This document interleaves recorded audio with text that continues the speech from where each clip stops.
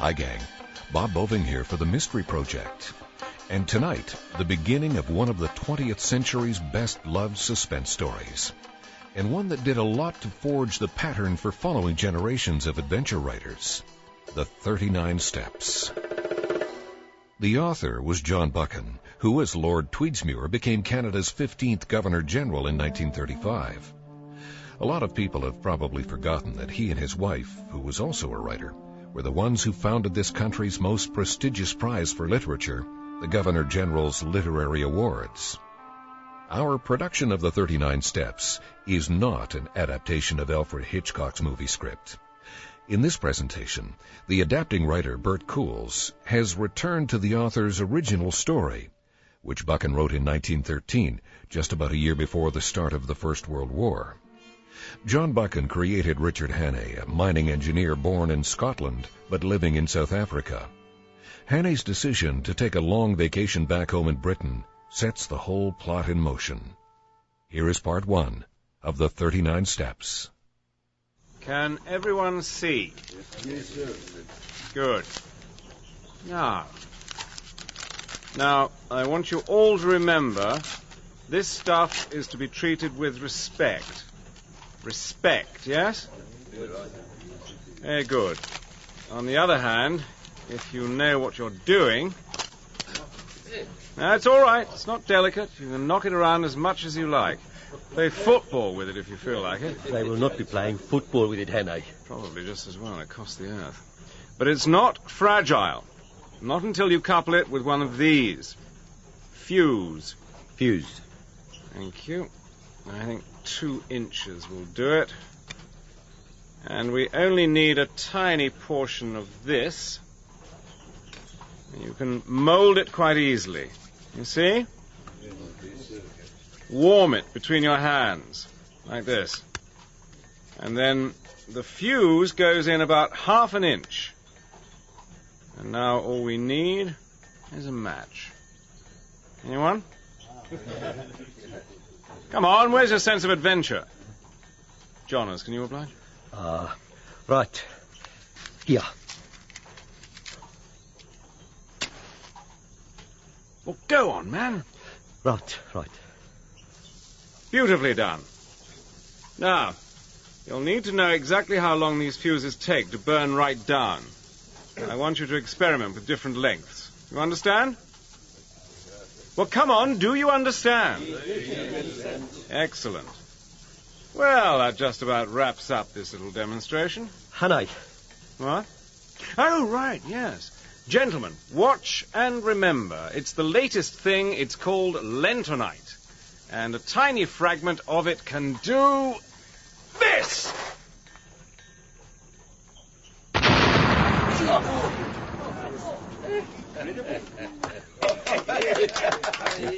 I do wish you wouldn't do things like that. 10 times more effective than a lecture, Jonas. I'll bet you a drink there won't be a single accident once they're working with the stuff. I still wish you were going to be here to supervise. And cramp your style? No, I need a change.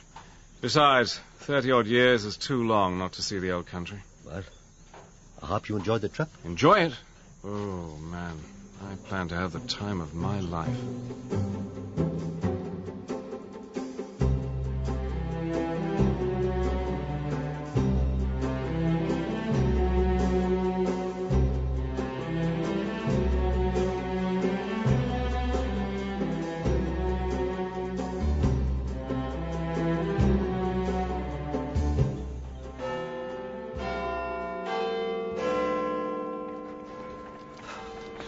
You, sir. What the devil? Queen Anne's Gate. Get your hands off me. For the love of God, Queen Anne's Gate. Where is it? Police! No! Miss. It's life and death. Queen Anne's Gate. It's that way. It's that right. Thank you. Thank you. Hold that man! Oh, dear God. Don't let him get away! Go ahead. Let go of me, you damned idiot. Oh, no, you don't. That's it. Well, hell. What's he done, sir? Done. He kidnapped me, stole my car. Don't you know who this is? Jopley, shut your mouth. It's Richard Hannay, the Portland Place murderer. Help! Please! Will you shut up?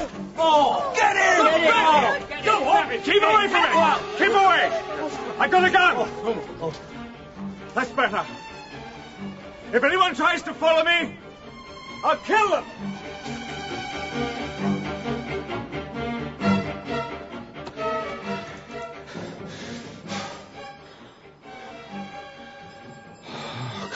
Come on.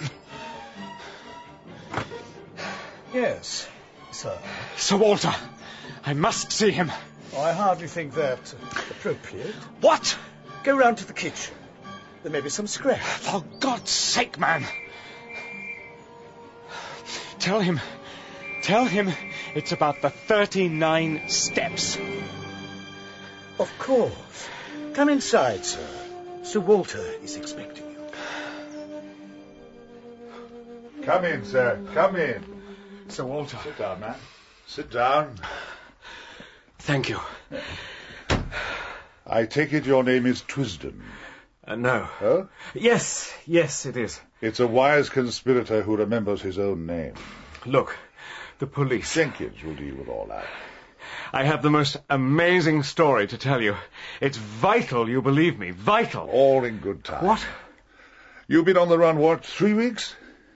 Yes. I dare say another hour won't make too much difference. It could. Constantine Karolites. What about him? Is he here yet? Is he in the country? He arrives tomorrow. Oh, then I'm in time.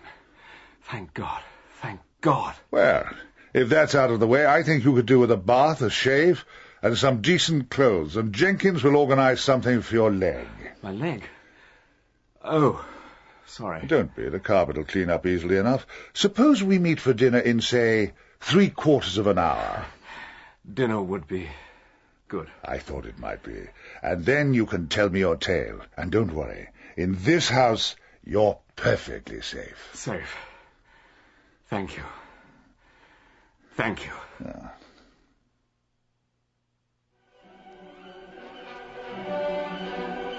Nothing like a spot of Wagner to aid the digestion.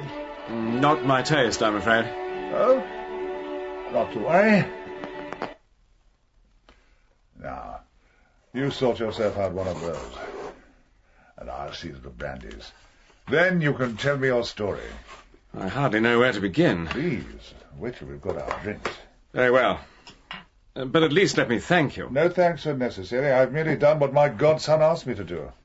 Look out for a man called Twisden, with news of the 39 steps, and treat him kindly. Here. Kindly hardly covers it. Your very good health. And yours.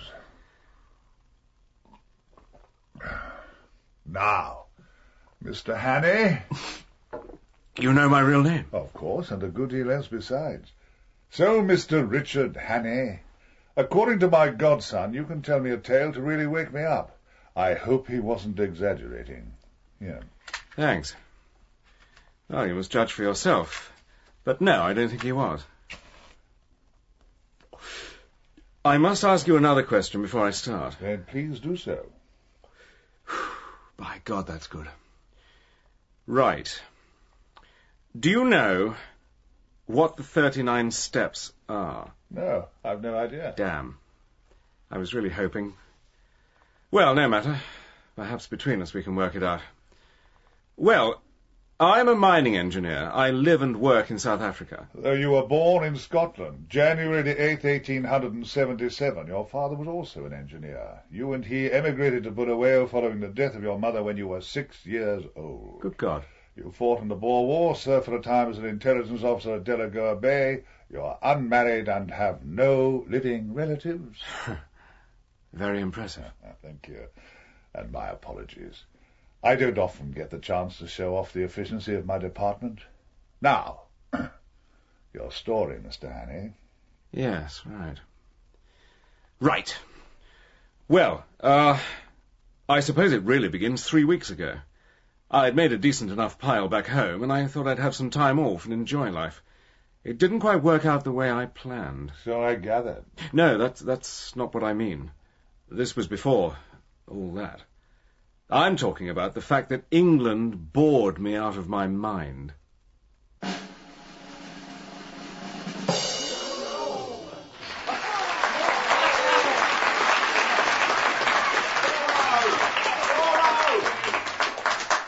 I thought England was going to be like the Arabian Nights. full of every sort of diversion you could imagine. The truth was, I was fed up with it inside a week. The weather made me liverish, the talk of the ordinary Englishman made me sick, and I couldn't get enough exercise.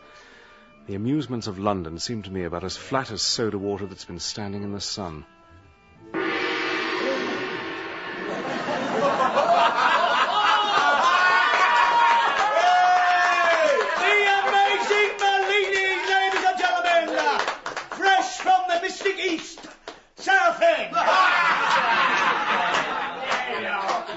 You know that feeling of isolation when everyone around you is having a ball and you're not?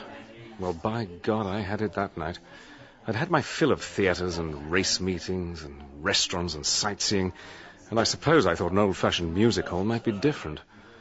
I was wrong. Ladies and gentlemen, with your kind attention and permission, I have the honour to present one of the most remarkable men in the world. Every day he commits to memory 50 new facts and remembers every one of them. Facts from history, from geography, from newspapers, from scientific books. Test them, please, ladies and gentlemen, Mr. Memory. I ought to add that Mr. Memory has left his brain to the British Museum. Hooray. A question, please. Who was the last British heavyweight champion of the world? Bob Fitzsimmons. He defeated Jim Corbett, heavyweight champion of America, at Carson City, Nevada, in October 1897. He was then 34 years of age. Am I right, sir? Quite right. Another question, please. How long's the derby? 1 mile, 4 furlongs and 10 yards. Increased from 1 mile in 1784. Am I right, sir? You're right. Another question, please. Now come along, ladies and gentlemen. Surely someone has a question. Why am I so bored with London? When a man is tired of London, sir, he is tired of life. Dr. Samuel Johnson, 1709 to 1784. Am I right, sir? I hope not. Now, a serious question, please. Here, where's my old man been since last Friday?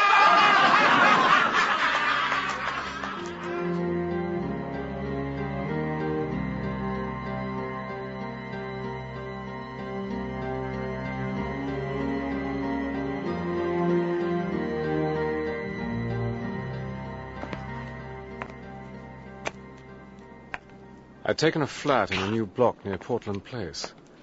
I was as bored with it as I was with everything else. But the thought of staying any longer at that ghastly music hall was even less appetizing. So I went back home. It was normally a quiet sort of area, but it wasn't that night. I'm sorry, sir, you can't go in there. What the devil do you mean? I live here. It's just for the minute, sir, while they bring down the body. Someone died? Suicide, sir, gent on the top floor. Good Lord. Did you know the deceased, Mr... Hannay. No, I wouldn't say I knew him. We said hello on the stairs, that sort of thing. Captain something or other. Digby. That's it. Yes, Captain Theophilus Digby, 40th Gurkhas, presently home on leave. And you are Mr... Hannay. Do they always call in the police when someone tops himself? Surely you've better things to do. A crime's a crime, sir. Oh, speak of the devil. Stand back now, ladies and gentlemen, please. There's nothing to see. He was wrong. There was plenty to see. Oh, the 2 ambulance men carrying the stretcher were ordinary enough, and so was the body covered with its sheet. What wasn't ordinary was the thick red stain still soaking through the cotton.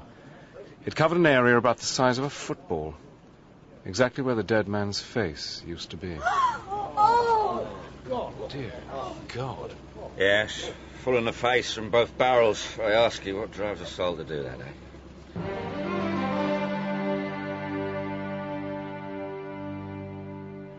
All clear, Charlie? All clear, sir. Right, you can go in now, sir. Sir? I'm sorry. Yes, thank you. Wonder why he did it. No way of telling, sir, till we found the note. Note? Oh, there's always a note, sir. Then we'll know. Unhappy in love, lost his fortune, dishonoured the family name. Well, we get all sorts. Just plain bored, some of them.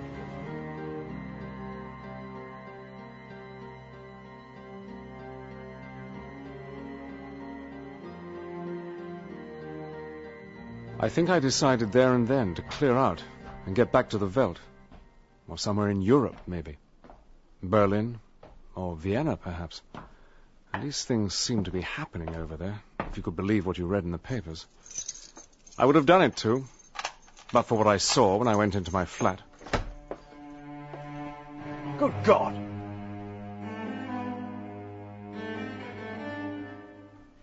You're looking remarkably healthy. For a dead man. Close the door. Close it. Now lock it.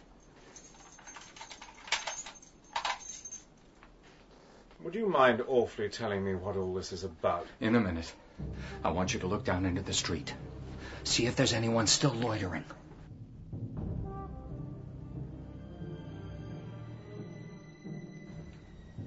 I think they've all gone in. Show's over and all that. All of them? Make sure. Careful! For the love of heaven!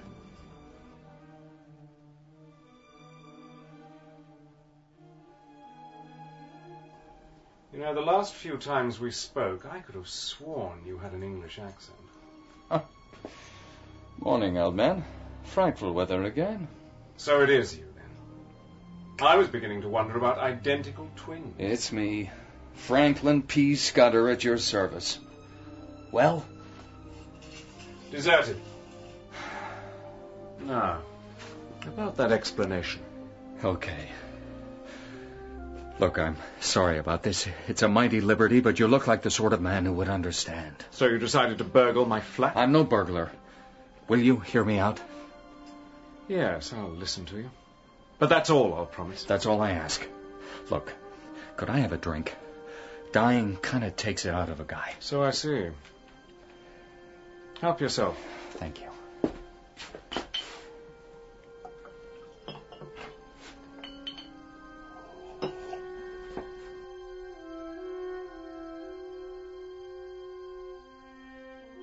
Now, why don't you just take a seat and relax? Relax? You think I'm mad? Well, I'm not. Not yet. Okay, I'll sit down for you. That's better. Now, I've been watching you. I reckon you're a cool customer. An honest man, too, if I'm any judge. I'm going to confide in you. I'm flattered. This is serious, damn it. I need help worse than any man ever needed it.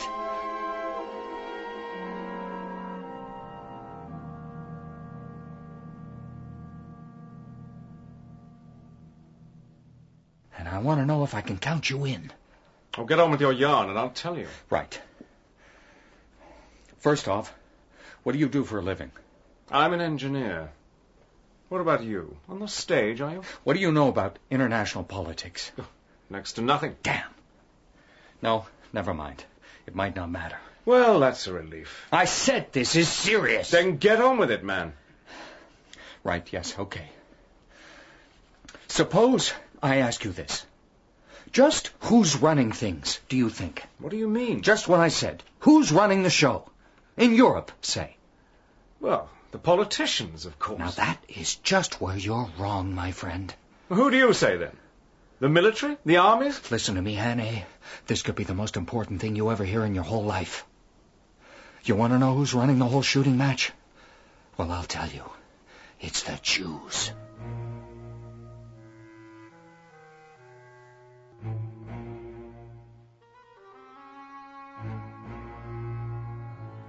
And after that, I couldn't shut him up. He spouted off a whole barrage of nonsense about high finance and about capital having no conscience and no fatherland. According to Scutter, it was the Jews who were behind every German business you'd ever heard of. Then he got started on anarchists and secret societies and how they were all planning to set Europe by the ears and make a fortune buying up the wreckage. I tell you, you've never heard anything like it. Actually, yes, I have. I've sat through that recital more than once. You've met Scutter? Several times. If you could cut through the prejudices, he'd a shrewd head on his shoulders. Oh, yes. I collected my other clues in a fur shop in Buda, in a stranger's club in Vienna, and a little bookshop off the Racknisstrasse in Leipzig. I found the final piece of evidence 10 days ago in Paris. Then I had to disappear. So Captain Digby was born. But what is it you discovered? What is this terrible secret? You still don't believe me. You think I'm off my head. I said I'd listen, and that's what I'm doing. But I want the whole story, not just bits and pieces. Oh, they'll not succeed. Oh, no, not while I'm alive to stop them. Not while Franklin P. Scutter knows the wheels of their whole business. The 15th of June. That's when it all happens. When all what happens? You're not making any sense, man. I can't tell you. Oh, for heaven's sake. It's too dangerous. Take another look in the street, will you?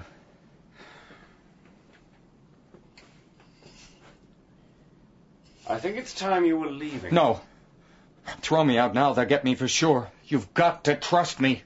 You break in here, you give me this cock and bull story, and then you clamp your jaws. Why the devil should I believe a word of it?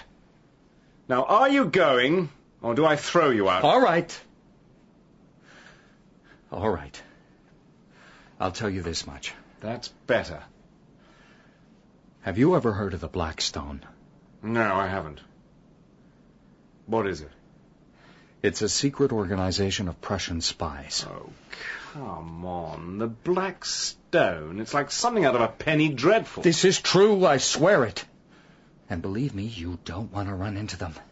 And Hannay, they're here. They're here right now in England. Do you know their names? They change their names like you change your shirts. Their faces, too. They could be anyone, anywhere. Remember that, my friend. Anyone could be the enemy. And what are they going to do, these people?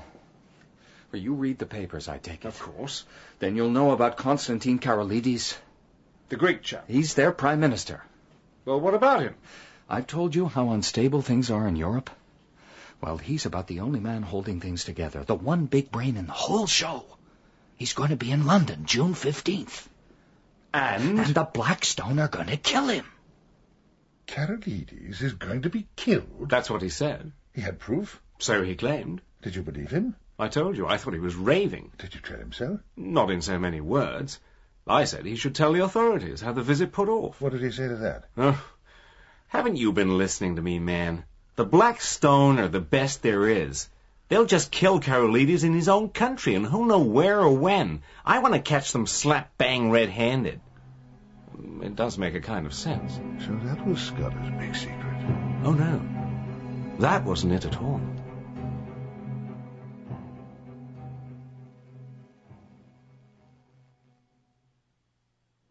That's just part of it. And not the biggest part. Oh, no, not by a long way. And I'm not going to tell you the rest, so don't try asking. You're asking me to take an awful lot on faith. I know.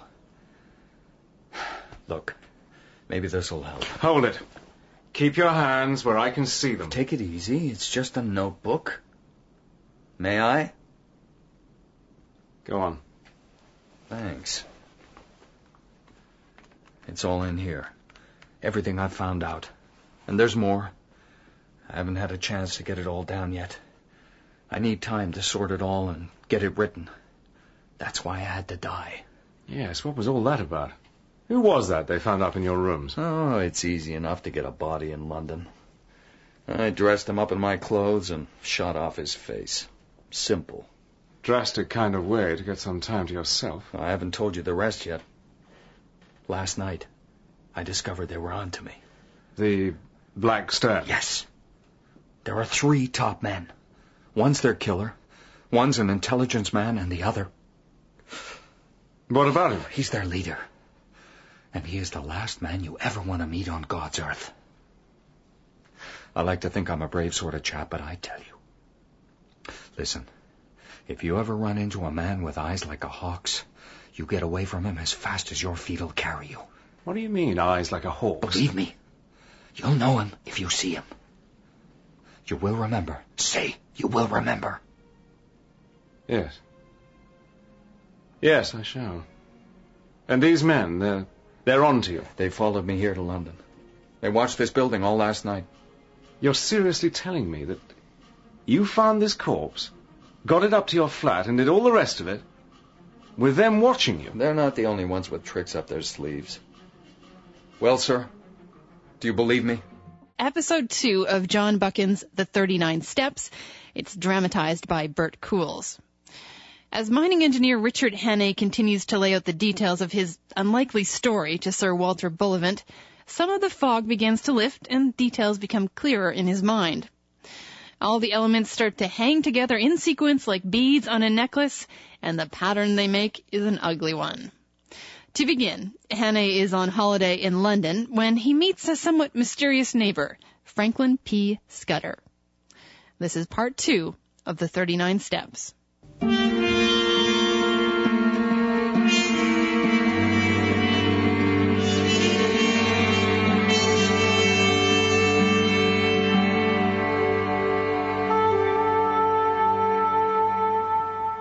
Karolites is going to be killed? That's what he said. He had proof? So he claimed. Did you believe him? I told you, I thought he was raving. Did you tell him so? Not in so many words. I said he should tell the authorities, have the visit put off. What did he say to that? Haven't you been listening to me, man? The Black Stone are the best there is. They'll just kill Karolites in his own country, and who'll know where or when. I want to catch them slap-bang red-handed. It does make a kind of sense. So that was Scutter's big secret? Oh, no. That wasn't it at all. That's just part of it. And not the biggest part. Oh, no, not by a long way. And I'm not going to tell you the rest, so don't try asking. You're asking me to take an awful lot on faith. I know. Look, maybe this'll help. Hold it. Keep your hands where I can see them. Take it easy. It's just a notebook. May I? Go on. Thanks. It's all in here. Everything I've found out. And there's more. I haven't had a chance to get it all down yet. I need time to sort it all and get it written. That's why I had to die. Yes, what was all that about? Who was that they found up in your rooms? Oh, it's easy enough to get a body in London. I dressed him up in my clothes and shot off his face. Simple. Drastic kind of way to get some time to yourself. I haven't told you the rest yet. Last night, I discovered they were on to me. The Black Stone? Yes. There are 3 top men. One's their killer, one's an intelligence man, and the other... What about him? He's their leader. And he is the last man you ever want to meet on God's earth. I like to think I'm a brave sort of chap, but I tell you. Listen, if you ever run into a man with eyes like a hawk's, you get away from him as fast as your feet'll carry you. What do you mean, eyes like a hawk's? Believe me, you'll know him if you see him. You will remember. Say, you will remember. Yes. Yes, I shall. And these men, they're on to you. They followed me here to London. They watched this building all last night. You're seriously telling me that you found this corpse, got it up to your flat, and did all the rest of it with them watching you? They're not the only ones with tricks up their sleeves. Well, sir, do you believe me? Will you trust me? I'll trust you for the night. Sir, you're a white man. Let me shake you by the hand.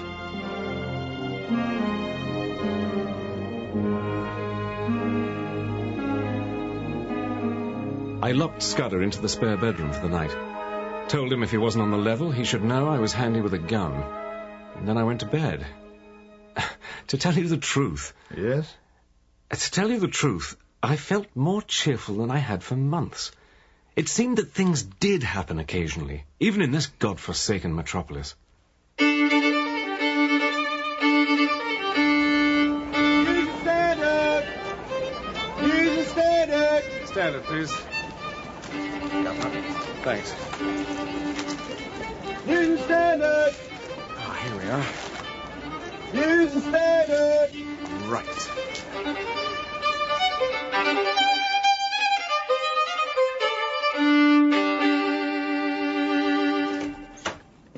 Who's there? I'm armed. It's me. You want to hear about your inquest? You went to it? Couldn't resist. Damn. I wish I could have gone. Oh, it was as dull as ditch water. Even so. I wrote you your obituary. Will that do? Page 7. Thanks. It seems Captain Digby had an undistinguished sort of a career. Well, what do you expect? The Victoria Cross? That sort of thing can be checked too easily. Oh, this is good. They would have been at the inquest. The Black Stone? You remember what I told you? Dark, lean sort of chap. Stout youngster and your mysterious hawk-eyed man. That's it. Well, were they there? Not that I noticed. They were there, trust me. They can look like anybody. What was the verdict? You did away with yourself while the balance of your mind was disturbed. Good. Nothing about all this? Your little black book full of secrets, not a word. Oh, and before you ask, there's no one lurking about outside the building. Your skin's safe. I don't give a damn about my life. What do you mean? All I care about is stopping what's going to happen. And that's more important than your life? Yes. Look, I'm going to let you in a bit deeper into this business. Go on. I'm going to tell you a name. Another secret agent? No, but she's the key to the whole thing. What do you mean? Never mind the details. Just remember the name, okay? All right.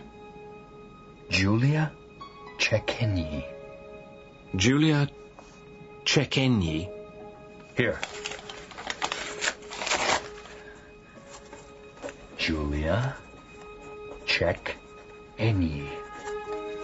I want you to remember the spelling. You got it? Yes. Good.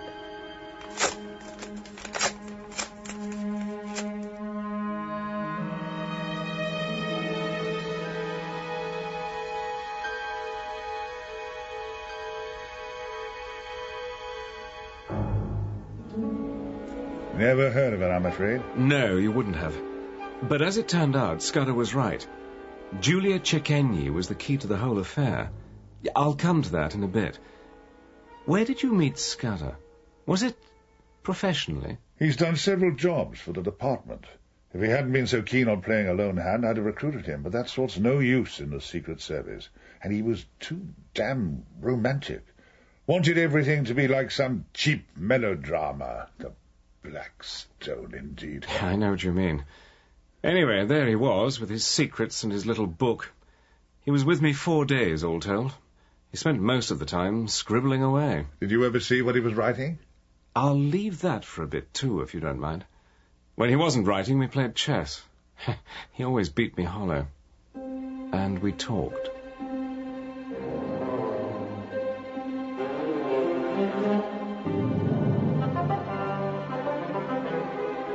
Do you ever think about death, Hannay? Try not to. Most of the time. But sometimes? Do you get those moments where for no reason at all you're suddenly wondering when it's going to happen? How? What it'll be like? I suppose so.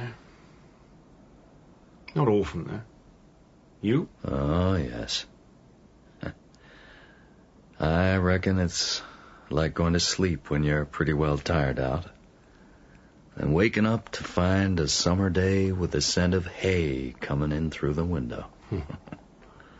Sounds good. Yeah, when I was back in the bluegrass country. Kentucky, isn't it? Yeah, finest place on the planet. And I know I've seen most of the rest of it. Yes, back then, I used to thank God for mornings like that. And I reckon I'll thank him again when I wake up on the other side of Jordan.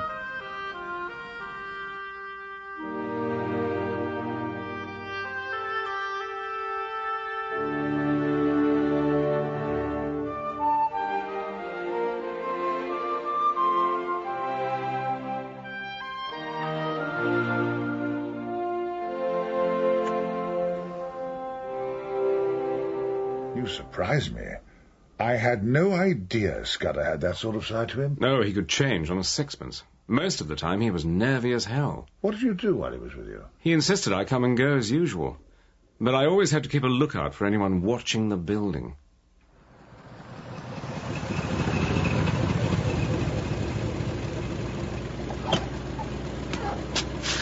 Thanks. There. Good night, sir. Good night.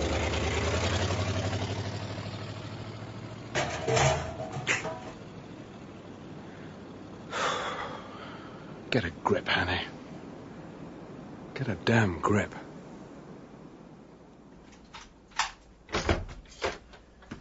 It's only me, no black stones to...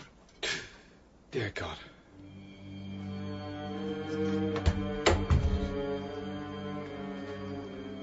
Dear God.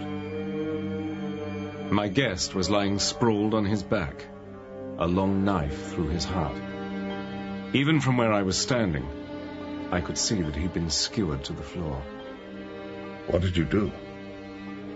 I sat down in an armchair and felt very sick. I've seen men die violently.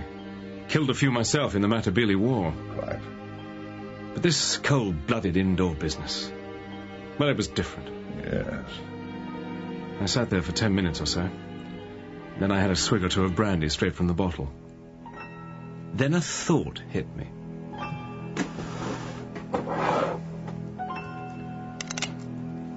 All right.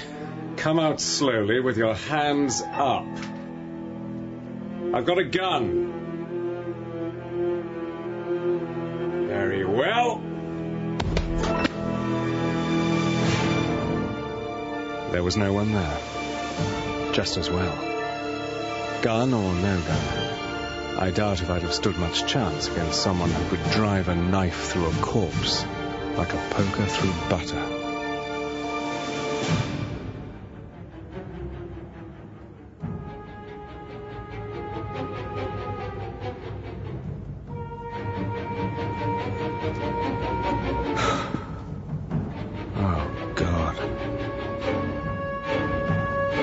That poor, staring white face was more than I could bear.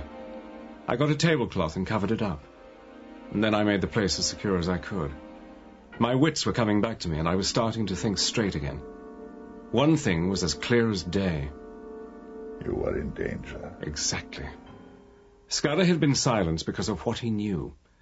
Whoever his enemies were, they must have reckoned there was a chance he'd confided in me. So, I'd be next. Why didn't you simply go to the police? And tell them what? They'd have laughed at me. Besides, the odds were 1,000 to 1 that I'd be charged with the murder. And there was something else. What was that? You're going to think this ridiculous. I don't believe so. Well, Scutter had taken me into his confidence. I felt pretty well bound to carry on his work. Look, I'm an ordinary sort of fellow. I'm not braver than other people or more clever, but I hate to see a good man downed. I reckoned I owed it to him.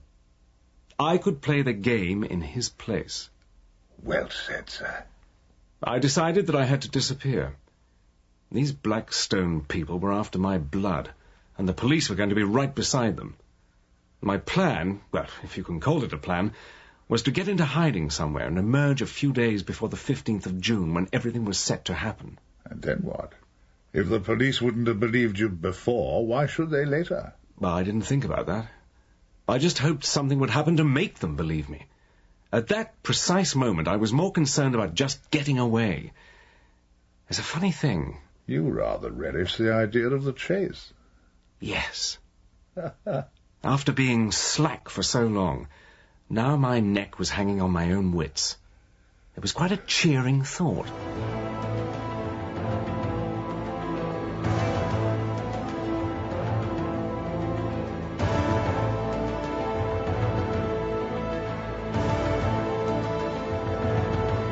I hunted out an old tweed suit, a pair of ancient walking boots and a flannel shirt with a collar. I stuffed a spare shirt, some handkerchiefs and a toothbrush into my pockets. I'd drawn out some gold from the bank in case Scutter needed money, and I put £50 in sovereigns in a money belt. That was all I wanted, and I reckoned I was all set. What I didn't know was how the devil I was going to get out of the building. I was pretty sure that Scutter's friends would be on the watch for me. Then I had an inspiration.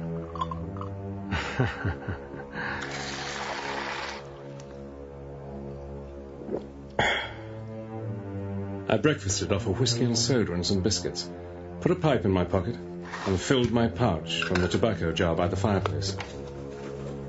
What the? Ah.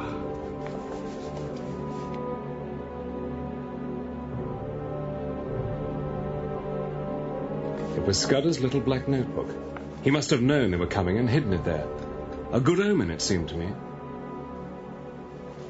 I took a last look at his face.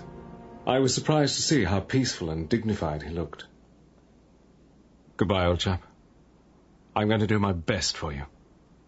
Wish me well, wherever you are.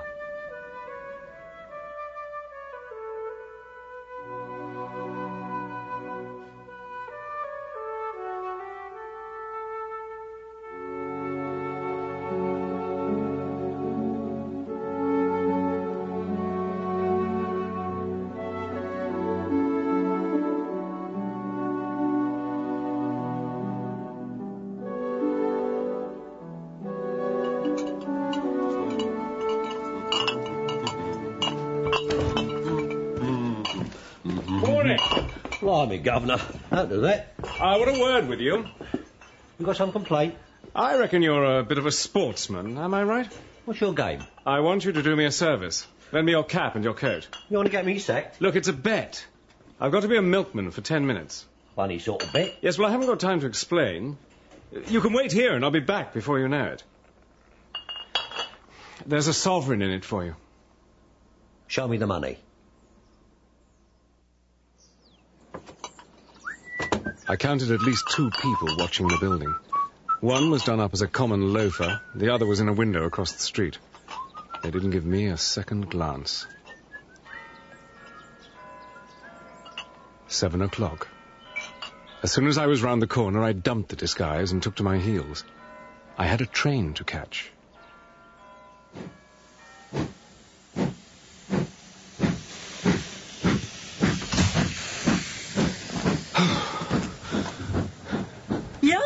You are in serious trouble. I beg your pardon? This is a first-class compartment.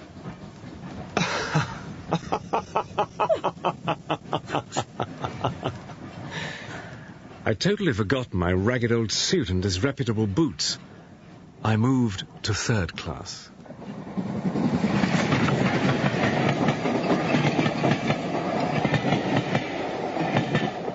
I got out of Dumfries. I was planning to change to the slow train for Galloway. Why Scotland? You hadn't been there since you were a boy. Maybe, but I reckoned I could pass off well enough as an ordinary Scotsman if I had to. I mixed in with the other locals crowding onto the slow Galloway train, and away we pulled. We rumbled slowly into a land of little wooded glens, and then to a great wide moorland place, gleaming with lochs and distant high hills. The air was as clear as mid-ocean.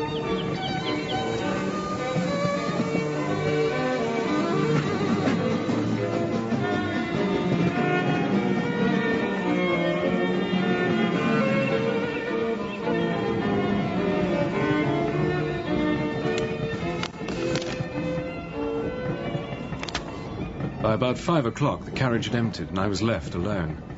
It was the first real chance I'd had to look at Scudder's little notebook. Well, what did it say? See for yourself. Thank you. What do you make of it? Typical Scudder. I don't recognize the code. No, nor did I. It's mostly figures, but with the odd word written out in English. Mainly... The 39 steps. Yes, I see. 3, 4, 5, 6, 7. 9 times in all. Have you had any luck with decoding it? Yeah, I'll come to that. I have to tell this in order, or I'll miss something vital. Of course. So, what exactly was your plan of action? Actually, I didn't have one. I got off the train at some tiny station in the middle of nowhere, and I was quite content just to be there in that blessed countryside.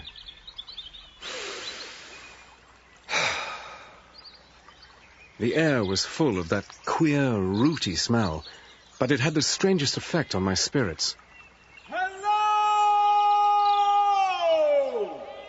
I could have been a boy out for a holiday, instead of a man in danger of his life.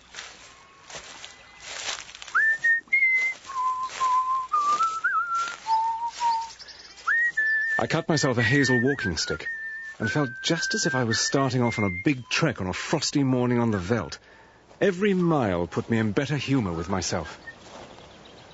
Good evening. Good evening to you. Beautiful evening. It is.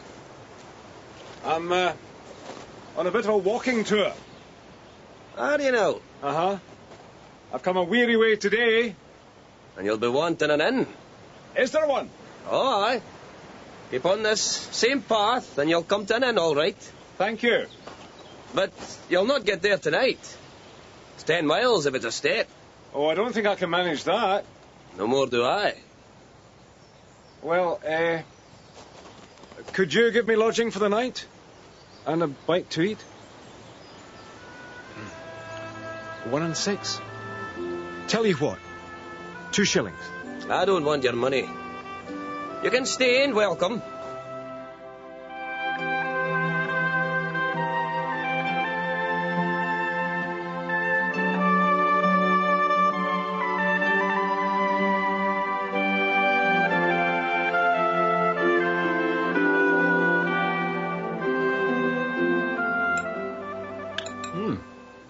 This is very good. I'm grateful to you. You live a lonely life out here. It's to my taste. You won't get much in the way of news then. News? What use have I for news?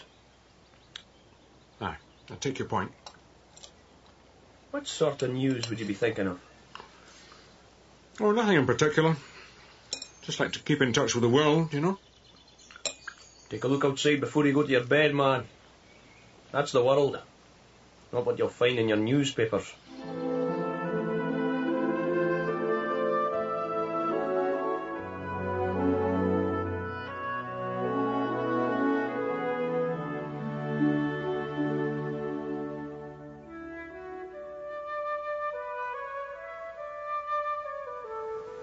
You're sure you'll take nothing? For the food, at least. I'm sure. Then good morning to you. Good health and long life to you, friend. Aye, and to you, friend. My notion was to walk cross-country and return to the railway line a station or 2 further on. I reckoned I still had a good start on the police, but Scutter's body would have been found by now, and I had to keep moving. Can I have a kick at your paper? No. Thanks. Oh, will you stop that racket, man? Sorry. There it was. 2 columns on the murder. The Portland Place killing, they called it. I had quite a shock when I saw my own name there, but it was just a short note saying that I was the owner of the flat. Awful thing, this murder in London. You what? Oh, aye, I say so. Aye. But see, they've arrested the killer. Good God, the milkman. He didn't do it. What are you saying? He didn't do it. Look at what do they call it? The stop press. Oh, right. Oh, aye. The milkman has now been released. The true criminal is believed to have got away from London, travelling north. Travelling north. Aye, that's what it says. Now, for the love of God, man, will you let me sleep? Aye. Sorry. What's happening? I couldn't see any reason why we were stopping, but it suited me perfectly. I'd planned to wait for another deserted station. Now I didn't have to.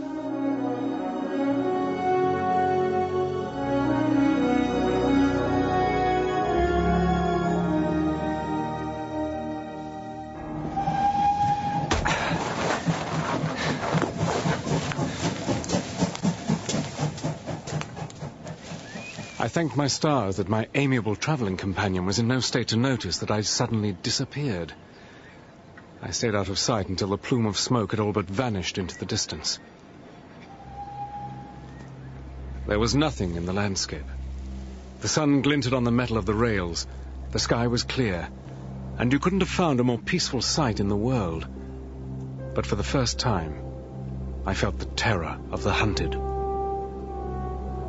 wasn't the police I thought of, but the other folk. The men who knew that I had Scutter's secrets, and who dared not let me live.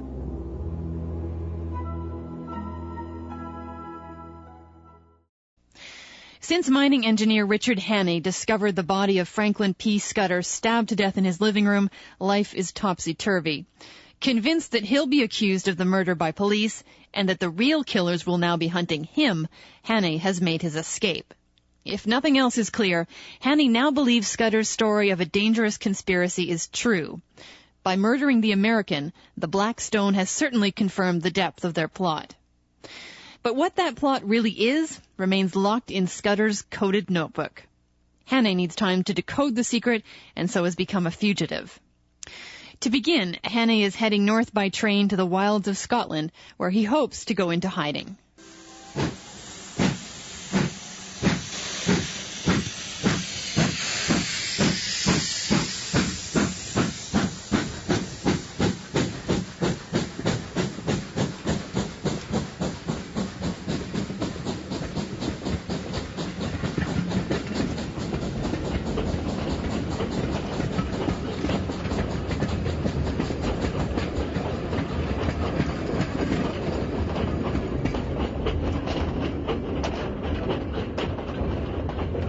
There it was.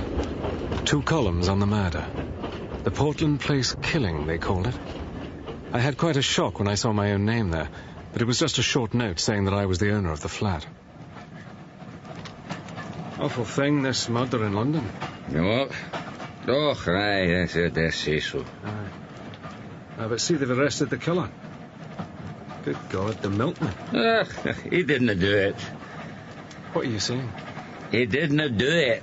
Look, what do they call it? The stop press. Oh, right. Oh, aye. The milkman has now been released. The true criminal is believed to have got away from London, travelling north. Travelling north. Aye, that's what it says. Now, for the love of God, man, will you let me sleep? Aye. Sorry. What's happening?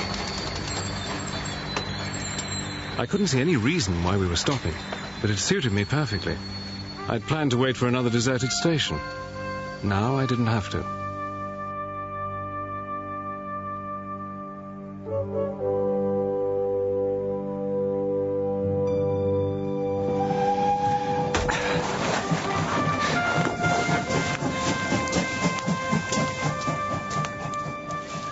I thanked my stars that my amiable travelling companion was in no state to notice that I'd suddenly disappeared. I stayed out of sight until the plume of smoke had all but vanished into the distance. There was nothing in the landscape. The sun glinted on the metal of the rails, the sky was clear, and you couldn't have found a more peaceful sight in the world. But for the first time, I felt the terror of the hunted.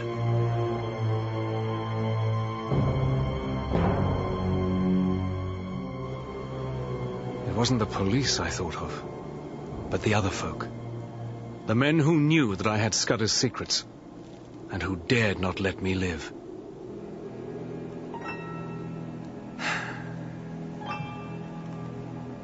Nothing was moving in the whole countryside. I could see to the edge of the moor in the south, where green fields took the place of the heather, and to the east, where there were shallow valleys and fir plantations, and the faint lines of high roads. And all around me, nothing moved. And then I looked up.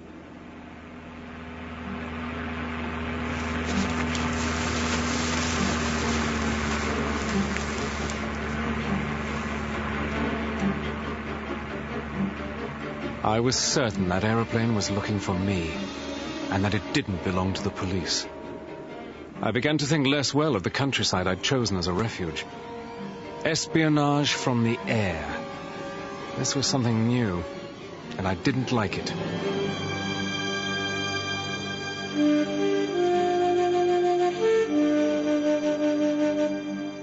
Once I was sure the plane had gone, I headed east for the sanctuary of trees and roads and houses.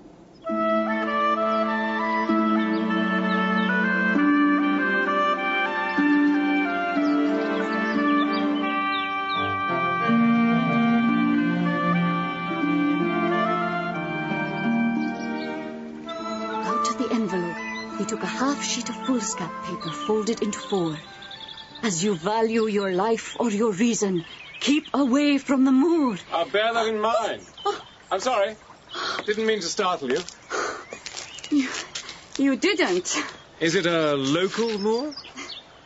Oh, good heavens, no, it's Dartmoor. The hound of the Baskervilles. Nothing dangerous ever happens here. I love the sound of good writing. Do you often give public readings? No. They're usually private ones, Mr. Twisden. Johnny Twisden. Good evening to you, Mr. Twisden. My name's McNaughton. Charlotte McNaughton. Good evening. Is this place an inn? It is, sir. Is your father the landlord? He was. He passed away last November. Oh, I'm so sorry. Thank you. He always planned to leave the inn to his son, but there was a slight complication. Your brother wasn't interested? I never had a brother.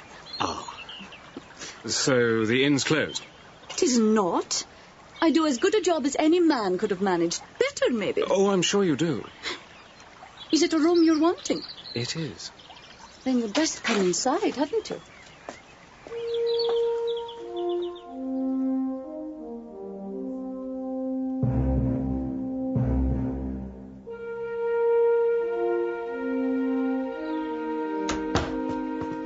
Live here alone? My mother died when I was a girl.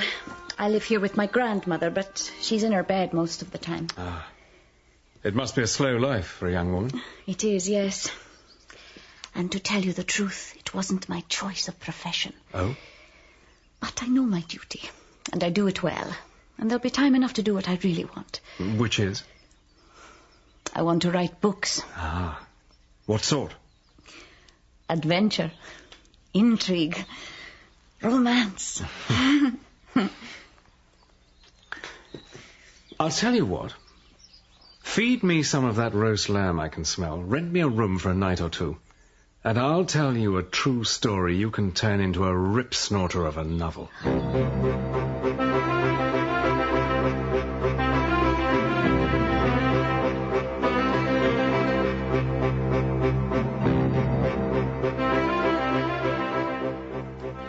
You surely didn't tell her the truth. It was true in essentials.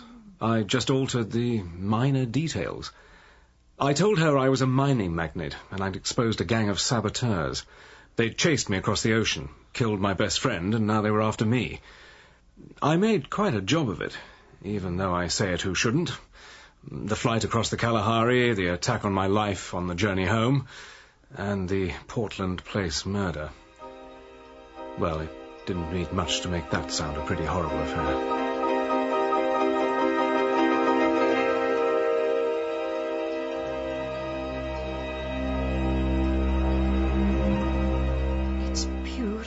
Doyle. Yes, it is. These devils are after me, and the police are after them. It's a race I plan to win. You believe me, then? Of course I do. I believe everything out of the common. The only thing to distrust is the normal. Are they close behind, do you think? I think they're off my track, for the moment. Oh, good. But I have to lie low. You'll be safe here. Thank you. Stay as long as you need to. You will give me some more material about your adventures. You can depend on it.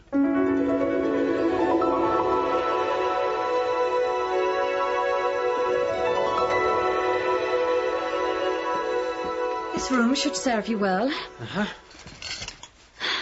There's a clear view right across the moor. If anyone follows you that way, you'll have good warning. Close the curtain. What? Close it. and put out the candle. What is it? What did you see? Open the curtain again, just a crack.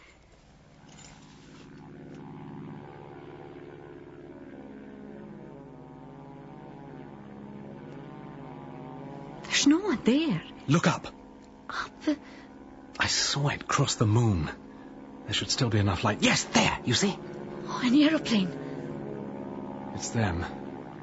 The saboteurs. Well, they're a fair way away. They're going. For now. I shouldn't stay here. I'm putting you in danger. How are you? They've no quarrel with me, have they? If they find out that you're hiding me... They won't. You can depend on me now. That's quite enough of that. You're sure? Of course I'm sure. Thanks. My pleasure.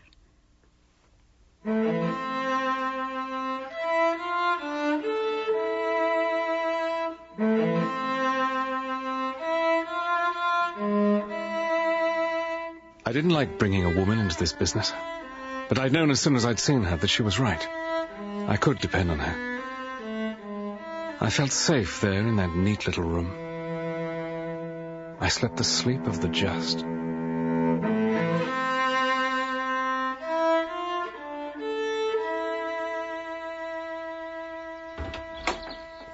Here. This is my father's old study. Mine now. Will it do for you? Handsomely. What can I do to help? Just go about your business. Same as every day. I'll do that. And don't worry. If your saboteurs turn up, I'll be ready for them. Miss McNaughton, please don't take this affair too lightly. These are dangerous men. I can look after myself, Mr. Twisden. It's something I've had to learn.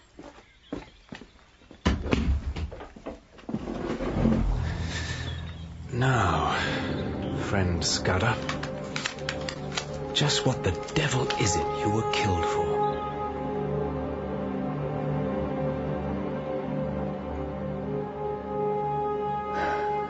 Look, I'm going to let you in a bit deeper into this business. Go on. I'm going to tell you a name. Another secret agent? No, but she's the key to the whole thing. What do you mean? Never mind the details. Just remember the name, okay? All right. Julia Cekenyi. Julia Cekenyi? Here. Julia Cekenyi. I want you to remember the spelling. You got it? Yes. Good.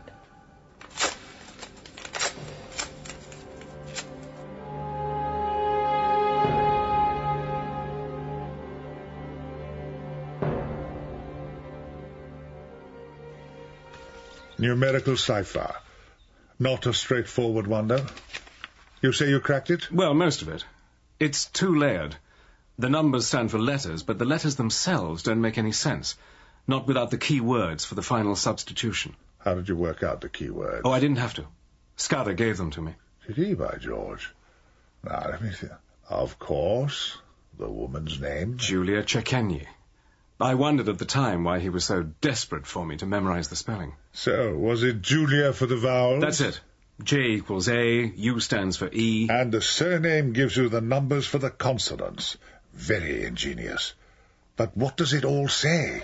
Well, according to Scutter, there's going to be a war. Us on one side allied with the French, and Germany on the other. Mr. Hannay, that is arrant nonsense. Our relations with Germany may be a little strained, but there's no question of open hostilities, and if they do come, it won't be for years. Yeah, well, Scudder says that the whole thing will come as one almighty surprise for Britain. It's melodramatic rubbish. I thought that too, but there's more. Stuff you can verify, if you will. Go on. Karolites' murder isn't the only thing that's set for the 15th. What are you talking about? I knew it. I knew it. Scudder was right. I'm talking about the meeting with the Frenchman. Scudder's not clear on who exactly he is, but he's obviously high up in their war ministry. Well? Carry on.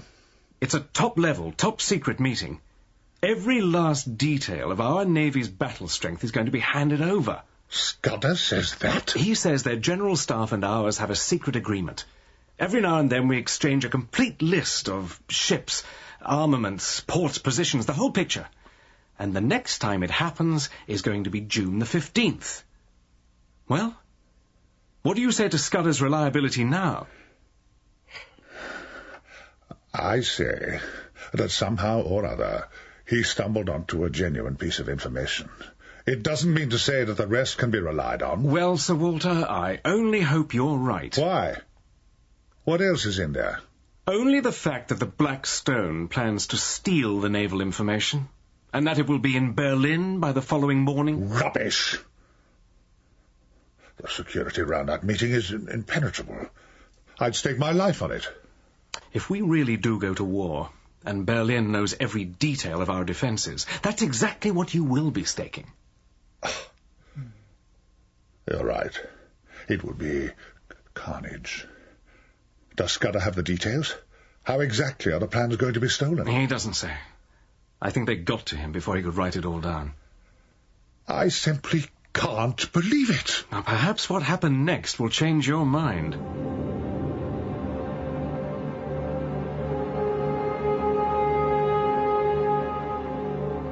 By the time I'd decoded what I could of the notebook, well, you can imagine the state I was in.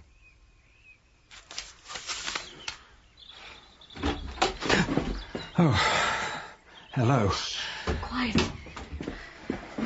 What is it? There are 3 men downstairs looking for someone. They came in a motor car. They're in the dining room having whiskies and sodas. What did they say? They told me they'd arranged to meet a friend here. Well, if they're genuine, it can't be me. No one knows I'm here. Well, it could be nothing, but I thought I'd better tell you. What did you say to them? That there was a young man here last night, but he went off this morning on a motor bicycle. One of them swore like a navvy. I'm sorry you had to hear that. Now, that's just ridiculous and patronising. Sorry. You say they're still there? Yes. I can't stay up here much longer or they'll get suspicious. Well, tell me what they look like. One's dark, very lean and long. One's fat. The last one's older. He keeps smiling at me. I have to get a look at them. Of course you do. I put them at a table by the door. You can see it from the top of the stairs. I've left the door open just enough. Miss McNaughton, you are a quite exceptional young woman. Now you're being silly. Oh, I don't think so. What about their voices? Any sort of accent at all? No. They're as English as you are. I have to go back down. Right. And thanks. If it is them, you will be careful, won't you? Of course I will.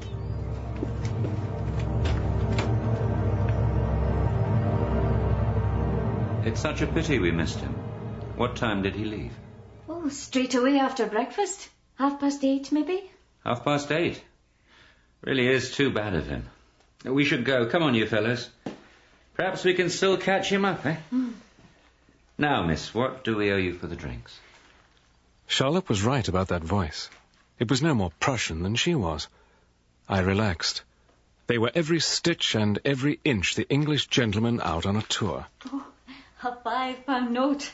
You'll have to excuse me while I get you your change. Of course, my dear. Jameson, get the car started. Righty-ho. Flanders, pull out the maps. See if you can't work out his route. Right. Now I was completely sure. If they were acting, why keep it up when there was no audience? No, wait. I have an idea. He glanced up at the landing. Half a second earlier, and he'd have seen me, but some instinct had made me draw back into the shadows. And then his eyes suddenly hooded over and cleared again, just like a hawk's. Scutter had called them masters of disguise, and by God he was right. The Black Stone had found me.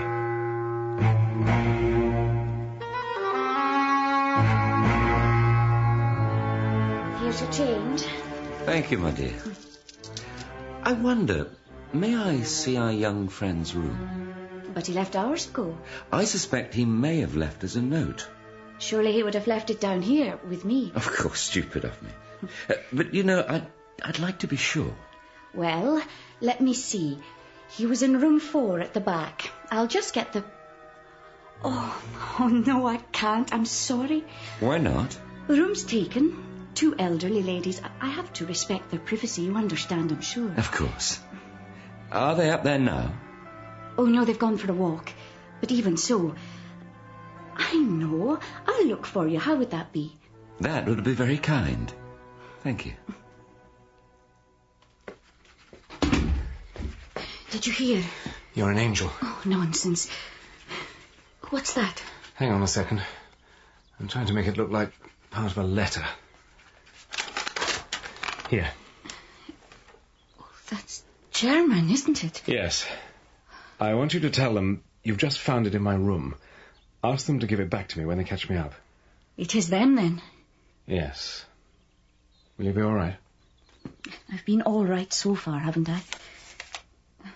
What does it say? It's better you don't know. Trust me. What did you put in a note? Scutter was definitely onto something.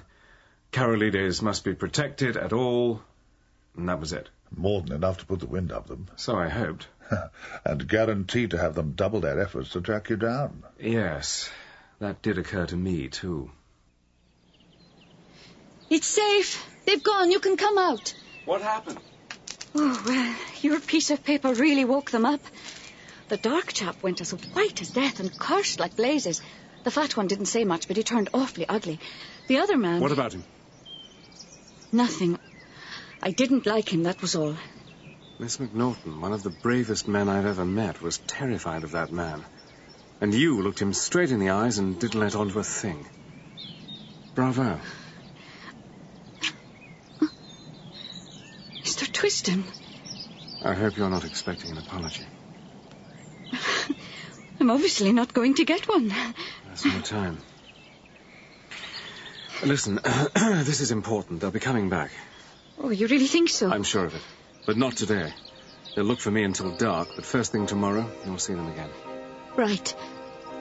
What are we going to do?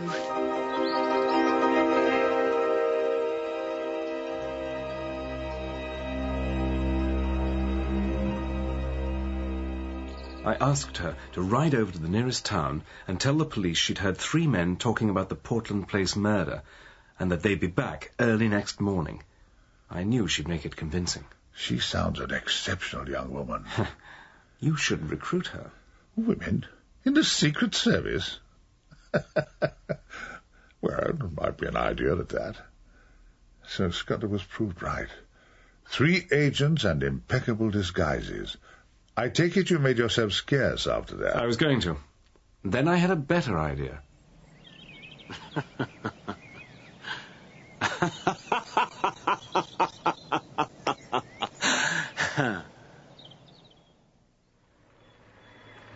At dawn next morning, 2 constables and a sergeant drove up to the inn.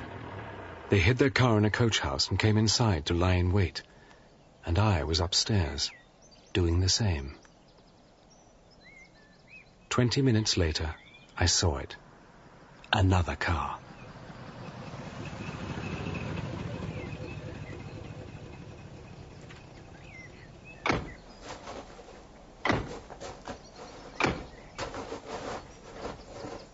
I waited till they come inside, and then I was off.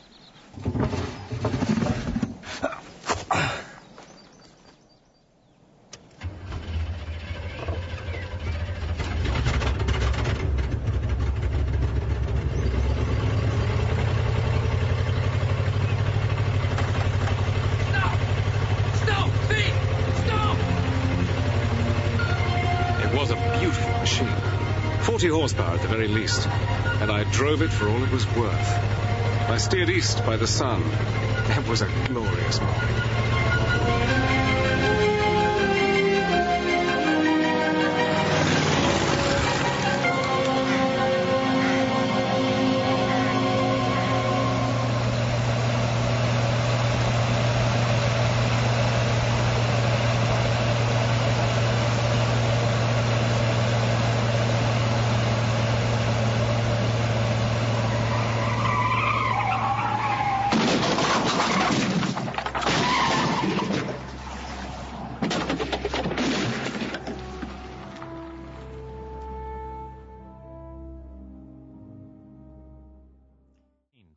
Richard Hannay, a mining engineer from South Africa, has returned to Britain on holiday and finds himself caught up in a massive plot of international proportions that may cost him his life. Wanted by police as a prime suspect in the murder of Franklin Scutter, the man who uncovered the plot, Hannay has escaped from London and headed back to the land of his birth, Scotland. But the plotters, the members of the Black Stone, are hot on his trail. When he was almost caught at Charlotte Macnaughton's inn, he contrived a small plot of his own, getting Charlotte to alert the police that there were 3 suspicious men visiting her hotel. Hannay is recounting all this to Sir Walter Bullivant. Here now is part 4 of The 39 Steps.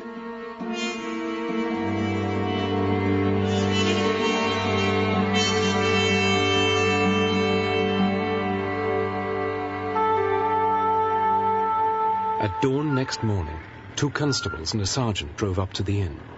They hid their car in a coach house and came inside to lie in wait. And I was upstairs, doing the same.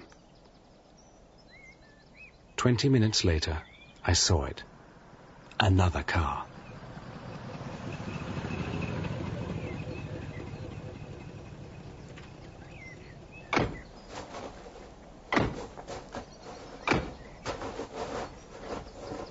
I waited till they come inside, and then I was off.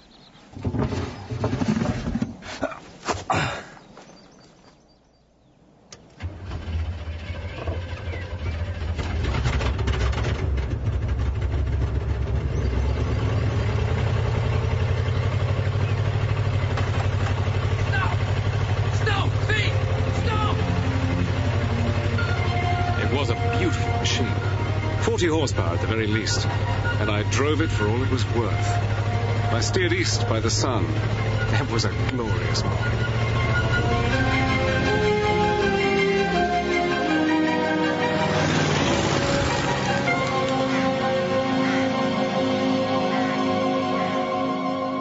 Of course, I knew the police wouldn't hold the Germans for long. They were just too plausible. But I had a damn good start on them. And besides, I was enjoying myself. How long did it take you to realize what a colossal blunder you'd made? Funnily enough, it didn't hit me until about 4 o'clock that afternoon. Oh, you prize idiot! Quite. Yes. Not only had I put myself on the wrong side of the local law, I'd stolen what was probably the most distinctive motor car for 200 miles around. Idiot! And I couldn't even leave it somewhere and take to my feet. It would be discovered in an hour or 2, and they'd know that I was no great distance away. Idiot! Bungling amateur! Fool! Imbecile!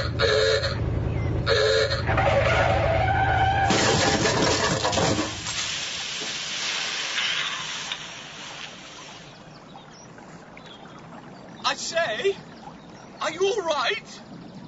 Tell me you're all right. I'm all right. I think. I was sitting in a stream, and so was the car. I'd damn nearly run head-on into another one coming the other way. It was my fault. I really am so sorry. Let me give you a hand up. Thanks. Jolly lucky you're still in one piece. Yes. Can't say the same for your machine, I'm afraid. No. And then it struck me. The blessed accident had solved my problem. The car was pretty much underwater, and the bits that weren't were covered in undergrowth. And Providence had provided me with a rescuer, with transport of his own.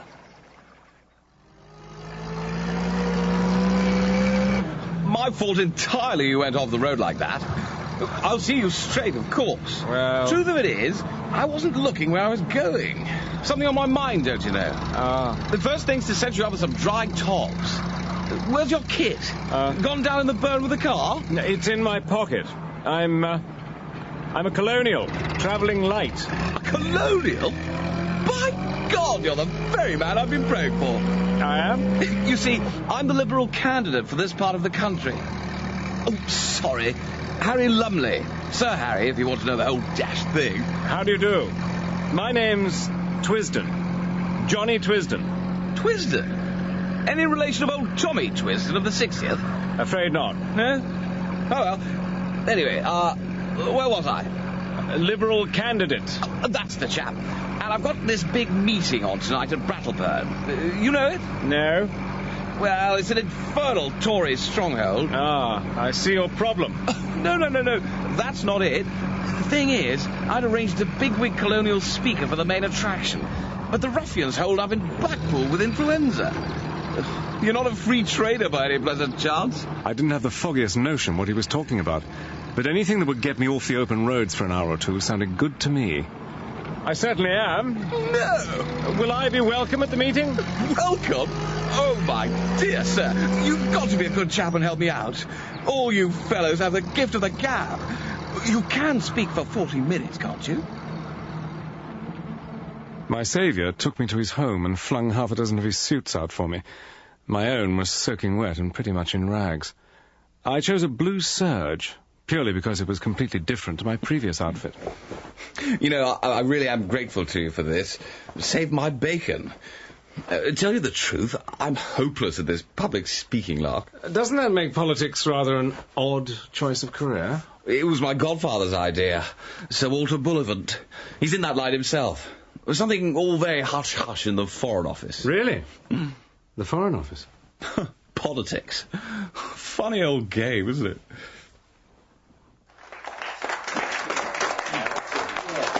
Thank you, and thank you for coming. Yes, it's good to see so many supporters of the party.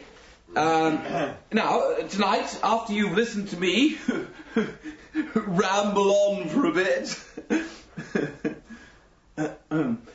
well, I'm jolly pleased to say that Mr. John Twisden, the well-known colonial free trader, will give us one of his famous addresses. I'm sure we all want to show our appreciation for Mr. Twisden in the usual manner. I've been trying desperately to think of something to say, and so far I'd failed miserably. I'd more or less resigned myself to falling flat on my face, but after a couple of minutes with Sir Harry, I was beginning to feel a whole lot better about my prospects. Yes, here we are. Sorry about this. Dash! Dash. I mightn't be much of an orator, but I was 1,000% better than he was. Ladies and gentlemen, the German menace. And at that, I sat up and started to take notice. But I needn't have bothered. This German menace that some people are going on about, it's a load of nonsense. Nonsense, yes. It doesn't exist. It's a Tory lie. Just an invention to cheat the poor out of their rights and hold back social reform. I say... I say we should show the Germans that we're friendly. And how do we do this? Well, personally, I think we should reduce the size of our navy. What about our Germans? And then we should ask Germany to do the same. And then... He talked the most appalling rot. All about how if it wasn't for the Tories, Germany and Britain would be fellow workers in peace and reform. I thought of poor Scutter and the notebook in my pocket, and I wanted to tell him just how much the Blackstone thugs cared about peace and reform. A better world for all of you and your families and your children. We hear an awful lot of talk of doom and despair, but it doesn't have to be like that. And yet, in a queer way, I liked the speech. You could see the sheer niceness of the chap shining out behind all the muck that someone had spoon-fed him. You're very kind. And now I give you Mr. Jonathan Twisden. Thank you. Now, I want to talk to you tonight about Australia. Has anyone here actually been to Australia? Come on, don't be shy. No? No one here has ever been to Australia? No. Well then, let me tell you exactly what it's like. Australia? I have actually been there. Oh, I know. I also know that you were, 12 years old at the time? 11. You've a nerve on you, I'll say that. Actually, I was rather a success. And sir, I can tell you this. Do you know the best thing about Australia, ladies and gentlemen? The very best thing? No. There are no Tories in Australia.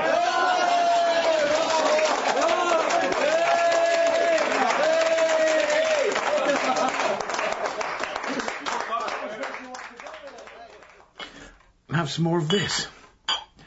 Jolly good, isn't it? Excellent. Thanks. To your success in the election. Oh, I doubt I'll get in. Pity, really. Life's not so wonderful for some of the folk in these parts. Be nice to do something for them. Look, Sir Harry, you're a good fellow, and I'm going to be frank with you. Righty-ho. Where on earth did you get all that poisonous rubbish you talked tonight? Well, I got most of it from pamphlets that agent chap of mine keeps sending me. Was it really as bad as that? It was, I'm afraid. Listen, if you'll give me your attention for half an hour, I'm going to tell you a story.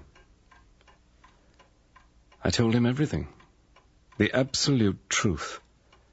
I can still see that room, with the stags' heads and the old prints on the walls, Sir Harry standing on the stone curb of the hearth, and myself lying back in an armchair, speaking. I seemed to be like another person, standing aside and listening to my own voice. Strange. But it gave me a chance to judge the whole affair properly.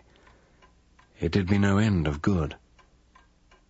So, I've got here, in my own house, the man wanted for the Portland Place murder? And your duty is to send for the police and give me up. Well, I may be an ass on the platform, Mr. Hannay, but I can size up a man. You're no murderer, and you're no fool. And I believe you're speaking the truth. What can I do to help you? Well, you know what I asked him to do. Write to you. It was an intriguing letter, to say the least. You seem to have made quite an impression on my godson, Mr. Hannay. I liked him. He's as good a chap as ever breathed, even if his head is stuffed full of maggots.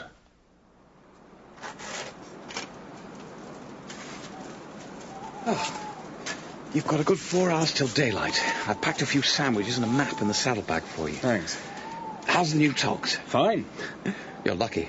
I should have thrown that old suit out years ago. Now, take the first turn to the right up by the long fir wood. By daybreak, you'll be well into the hills. Then, if I were you, I'd pitch the bike into a bog and take to the moors on foot. Right. You can put in a week among the shepherds and be as safe as if you were in New Guinea. Right. Thanks, Sir Harry. Don't mention it. Good luck, eh? And to you.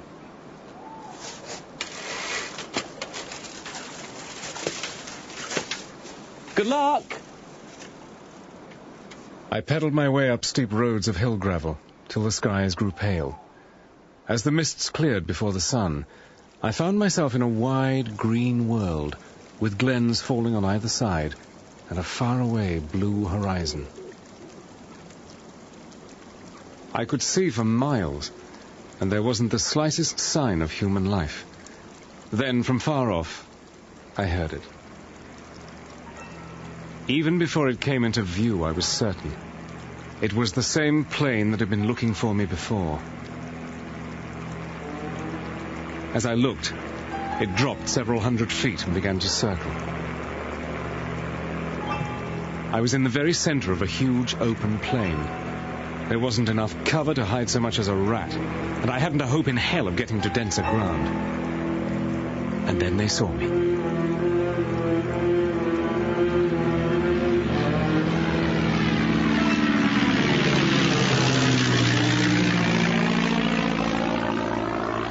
God alone knows why they didn't finish me off then and there. But it was only going to be a matter of time. I did some savage thinking.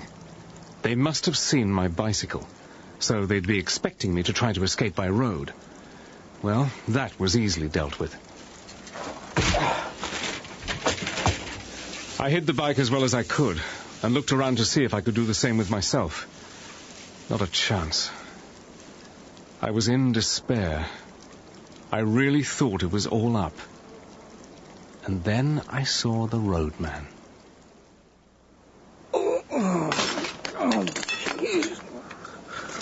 Oh, confound the day. Confound the day. Good morning.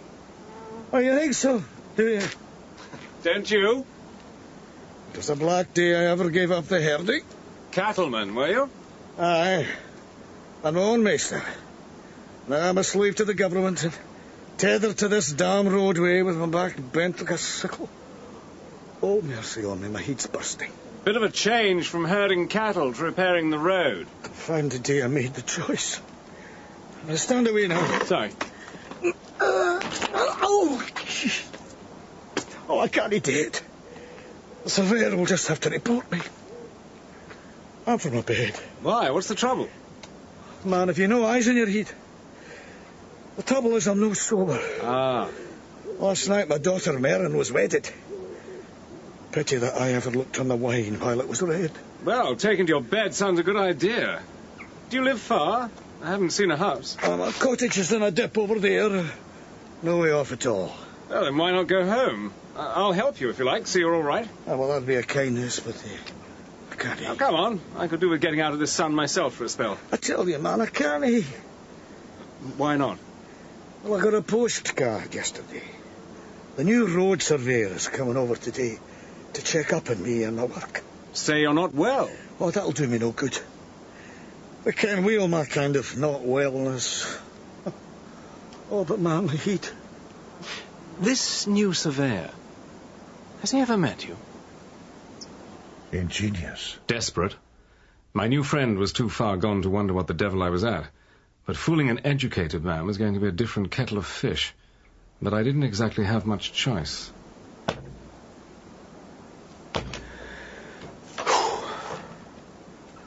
I borrowed his glasses and his filthy old hat, and gave him my coat and waistcoat to carry off to his cottage for safekeeping.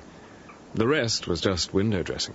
Dust on my clothes and my face and hands, and a good scrape away at my fingernails till they were snagged and broken. It's the details that matter. But I still wasn't sure they'd be enough. I told myself that at least the road surveyor would be a useful dummy run for the chaps I really had to fool. I was wrong. First car that pulled up didn't carry one man. It held 3. Good morning. Morning. That's a fine, easy job. Well, there's worse jobs and there's better. I dare say.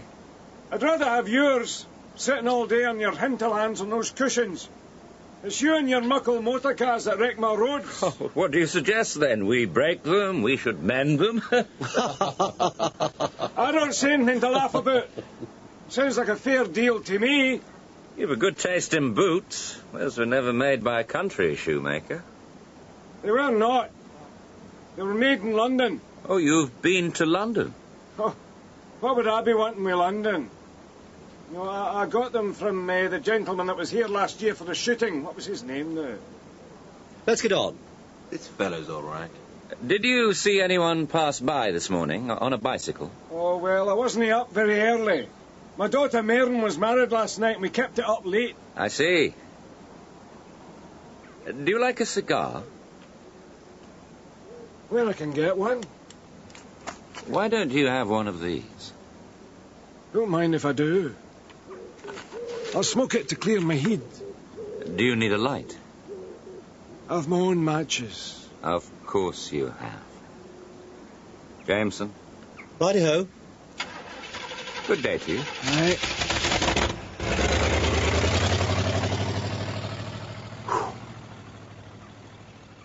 I knew then why Scutter had been deathly afraid of the man with the eyes of a hawk. And I'd allowed the girl at the inn to lie for me straight to his face. I shuddered at the thought of what might have happened. Did he recognize you, do you think? If he did, he was playing a damned cool hand about it. Either way, I had to get properly out of sight, and preferably out of the area.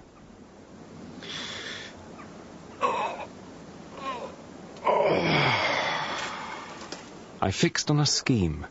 When the road surveyor finally showed up, I'd get him to smuggle me out. By force, if necessary. I didn't like the idea, but I was playing for high stakes. In the event, things didn't turn out exactly as I'd planned. Good God.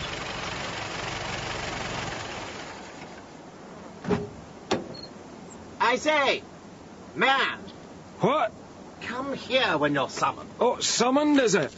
Just who do you think you are with your fancy car and your fancy luggage? Now you keep a civil tongue in your head and speak when you're spoken to. Am I on the right road for Newton Stewart? No, you're no. Damn blast. But you're on the right road for me, Marmaduke Joplin. Oh, my good God. Hannay? You remember. I'm flattered. But you're the murderer. The very same. And there'll be a second murder, my dear, if you don't do exactly what I say. I balked at the idea of intimidating the surveyor, but terrorizing this chap was a positive pleasure. I'd run into him time and again in London society. He was the sort who'd turn up, invited or not, at all the best balls and polo weeks and country house parties. Marmy, they called him, and he was an offence to creation. Don't kill me. Please don't kill me. I'll do anything, anything. I want your coat, your goggles, and your cap. Oh, sorry. Are you cold? Here, have mine. Oh, good grief. It's filthy. Shut up and give me your coat. Here.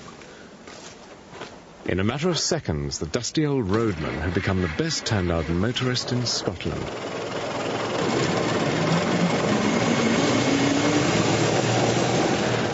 I really enjoyed that evening's drive. We ran 8 miles or so down the valley through a village or two, and I couldn't help noticing several strange-looking folk lounging by the roadside here and there. A cordon of watchers recruited by the Black Stone, sure as eggs are eggs. Marmy's cap and goggles and Savile Row driving coat got me past them without a second glance. One even touched his cap to me. By the time night started to fall, I was confident that I left my watchers well behind. It was almost full dark when I finally pulled up on the edge of a lonely moor. You villain! No, Marmy, watch that blood pressure. I'll see you swing. See if I don't. Yes, you run off and find the police. I shall. And make sure you tell them this. I'm no murderer, but I'm on the trail of people who are. You're raving. You're right. Don't tax your brain with it. Goodbye. And thanks again. There's more use in you than I thought.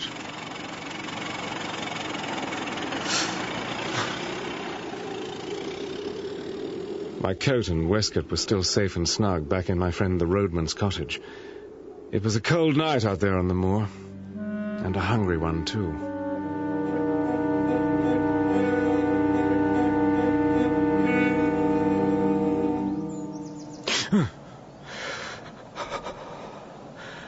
I came to at dawn, not knowing where I was or what had woken me.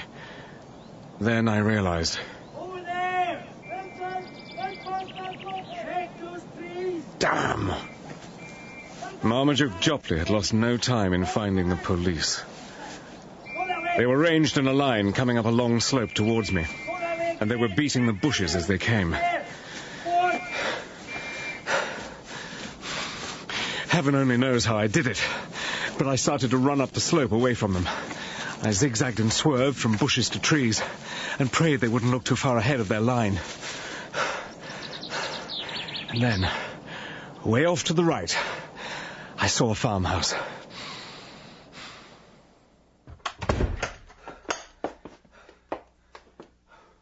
You seem to be in a hurry, my friend, eh? Out there. Let me see. Oh, a fugitive from justice, eh? No, don't try to explain. We'll go into the matter at leisure. Meanwhile, I object to my privacy being broken in upon by clumsy rural policemen. So go through there into my study. You'll see 2 doors. Take the one on the left and close it behind you. Thank you. Oh, you'll be perfectly safe. Oh yes.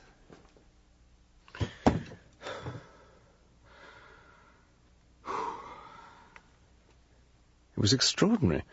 He treated my entrance as if it were a perfectly normal occurrence. I'd seen enough of the place to judge that he was some sort of scientist. Books and instruments were everywhere, and there were glass cases instead of tables. Another clue. I was in a tiny storeroom of some sort, in the pitch dark, and there was a strong smell of chemicals. Relax, my friend. They've gone.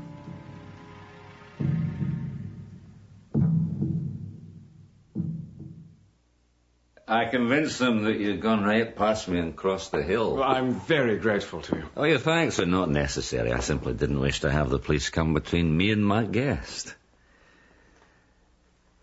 Ah, this is a lucky day for you, Mr. Richard Hannay. My congratulations. The disguise is flawless. Thank you. Praise from an expert is praise indeed. Now, please, Carl. What? Oh!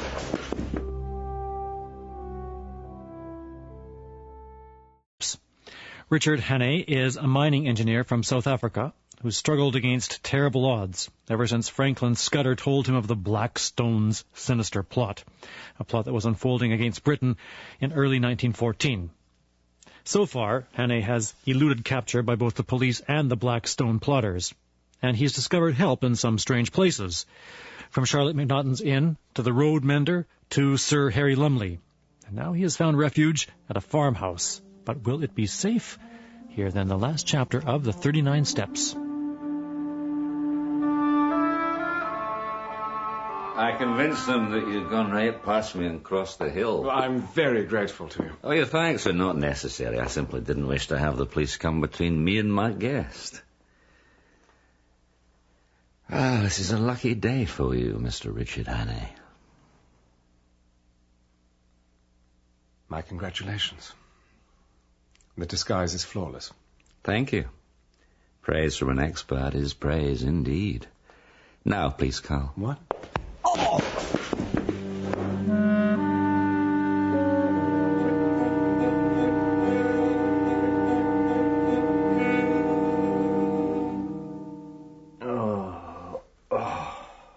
Ah, so you're back with us.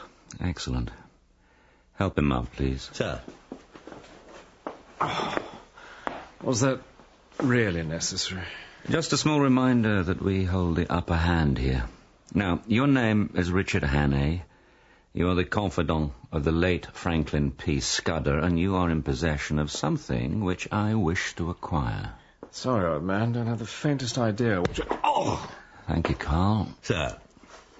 Where is the notebook? What notebook? Where have you hidden it, Mr. Hannay? You will tell me eventually, I promise you that. Why don't you save yourself a good deal of unhappiness and simply tell me now? Why don't you go to the devil? You disappoint me. I thought you would be more intelligent. The cellar, please, Carl.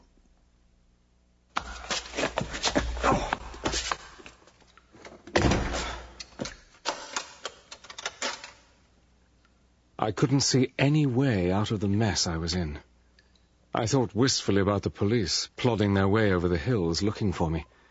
At least they were honest men, and they'd have treated me kindlier than this trio of thugs.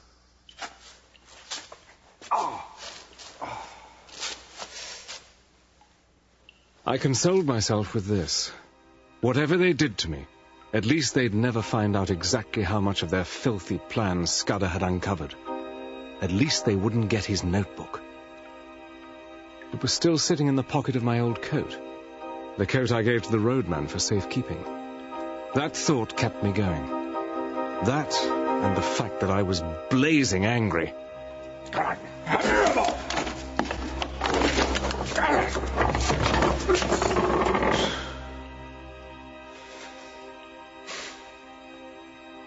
After a bit, I realized that wasn't getting me anywhere, and I tried to take stock.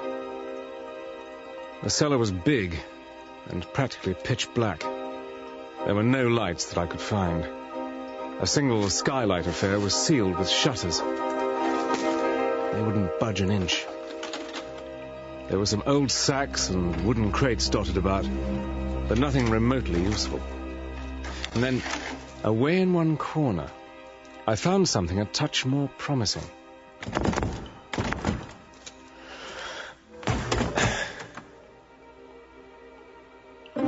was a cupboard.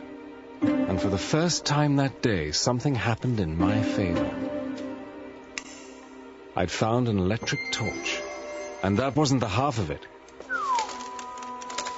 On a shelf, not 2 feet from my nose, there were a dozen packages, each about the size of a brick. If I was right about what was in those wrappings, then things really were going my way.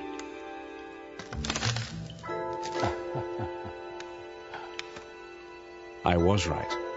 It was Lentonite, enough to blow the whole house to smithereens. There was still a chance, both for me and my country.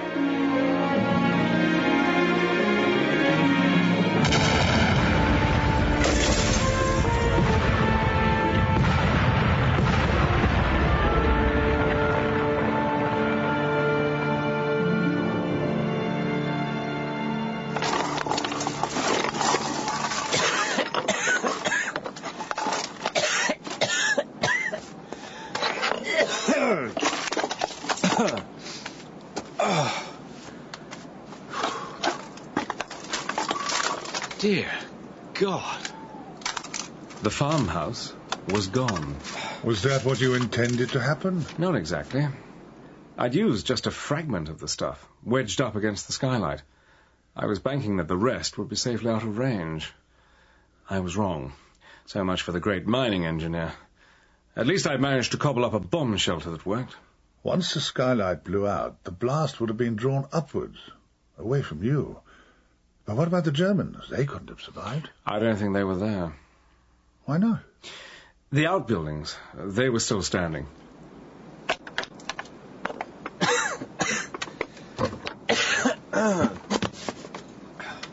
I was looking for a way to get away. A bike, a car. There was nothing. Their car wasn't there? Exactly. They must have left me locked in the damned cellar and driven off somewhere. Of all the foul luck. What did you do? Well, I wasn't thinking straight. My lungs were full of poisonous fumes, my head was spinning, and my legs. All I wanted to do was collapse and forget the entire damn business. But you didn't, because you had to get away. It was the hardest job I've ever taken on. But you're right. I had to get as far from that damned place as I could before they came back. And that wasn't the half of it. Somehow, God knows how, I had to get back to that roadman's cottage. I had to get Scudder's notebook. The devil. It's all right, all right. You can know better than the sanity, heathen. God preserve us. I must.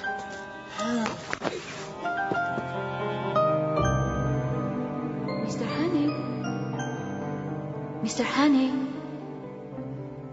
Mr. Hannay, can you hear me? Oh. Good morning to you. What?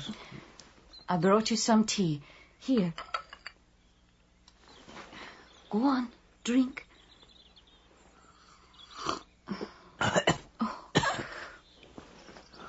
Oh, that's the way. Miss McNaughton? The very same. But... Easy. You're at my inn.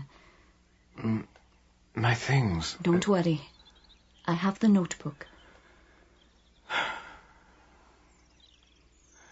How did you know? If you want to keep secrets, Mr. Hannay, you shouldn't talk in your sleep. You've been sitting with me. I want you to lie back down. You've been very ill. How long have I been here? How long? 13 days. It was malaria. I thought I'd seen the last of it years before, but the weakness and the exposure brought it on. You'd made it back on foot. I don't remember too much about it. Probably just as well. Apparently Charlotte McNaughton heard the old roadman talking about me in the local church. She rode over to pick me up. If it hadn't been for the two of them... Well... How did she know your real name? She worked it out. The Portland Place murder and all that. Exceptional woman. Oh, yes. I won't ask if you're fit enough to travel, because I can see full well that you're not. I don't have any choice. Yes, I can see that too. Mr. Hannay, I don't know what this is really about, and I won't ask you to tell me, but it's terribly important, isn't it? Not just to you, I mean. Terribly important for everyone. Yes. Yes, it is. Then I forgive you for lying to me, and for leaving without a word. Thank you. Suppose I won't be able to put it in a book after all. I'm afraid not. Sorry. Look, there's Mr. Hislop. He'll take you to Moffat. There's a station there. How can I ever thank you? By achieving whatever it is you have to do. Goodbye, Mr. Hannay.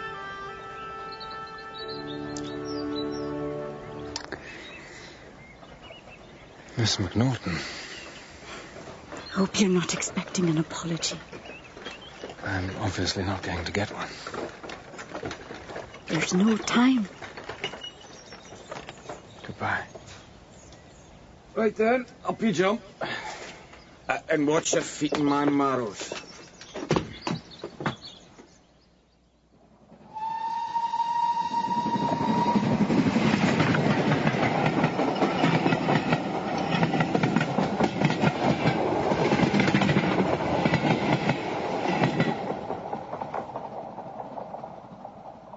You more or less know the rest. All the way back, I've been imagining Blackstone agents in every corner, and police after me in every street. And then that imbecile Jopley saw me and called a constable. And that, Sir Walter, is how I came to be on your doorstep looking like a hunted fox. It's quite a story. Oh, it's the truth, every word. I swear it. You have to believe me. Oh, I believe you. But frankly, I think Scutter was off the rails. The intelligence meeting with the French bigwig, that is going to happen. Yes, it is. But there's no way on God's earth that any Prussian spies are going to steal the defense plans.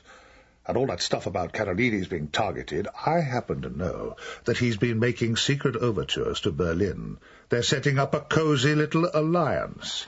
Seeing him dead is the last thing they want. No, I'm sorry.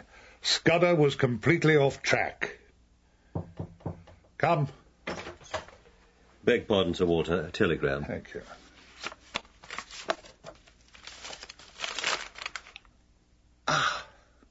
Sir Walter? I apologize to the shade of Scutter.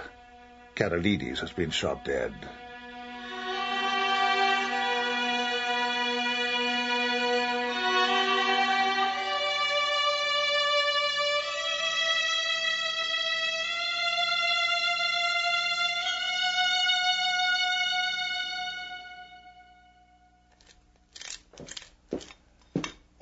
Good morning. Morning. How did you sleep? Oh, amazingly well, all things considered. You? Haven't been to bed. It's been a busy night. Help yourself. Thanks. Karolites was shot in the Greek Parliament building. There's no clue as to who was responsible. Didn't they have any security? The best. Our friends must have decided to bring things on early. What's going to happen about the intelligence meeting? It's been moved forward. General Royer arrives in Paris this afternoon. There's no way the Blackstone can know. Well, don't underestimate them. They're clever and they're fanatical. It's a dangerous combination. Oh, did you take another look at Scudder's notebook? Yes. What did you make of this? There. The 39 steps. Now, I've told you, it means nothing to me. Well, what about the next bit? HT 101 7P M. No, I couldn't decode it. Oh, neither could I. No new ideas? No, sorry. What are you doing today? I'm hosting the meeting, and before you ask, we've put a cordon round it so tight that a flea couldn't break through it. You're free to do pretty much whatever you like. What about the police? Aren't they still after my blood for Scudder's murder? No, I've taken care of all that. Really? Thank you. I'd still lie low if I were you. Your Blackstone pals are almost certainly in London by now. Oh, with a bit of luck, they're convinced I went up in smoke along with their farmhouse. You should still keep your head down. They might not be looking for you, but if they spot you, I can arrange a sealed car back to your flat if you like. Well, I was, rather hoping I might be of some use to you. Yes, I thought you might be. Sorry. I'm grateful to you for what you've done, but you'd best leave things to the professionals from here on in. Ease up. There's a good chap.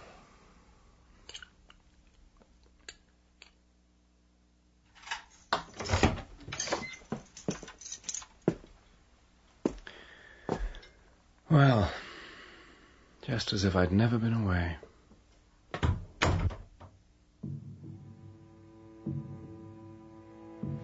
HT 101 7 PM. HT.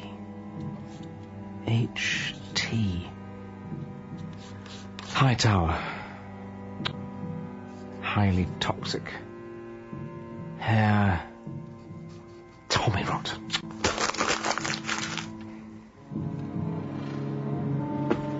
Harold Tranter. Heiligertram. Heavy transit. Human transport. Heligoland triumphant. Oh, damn and blast this to hell!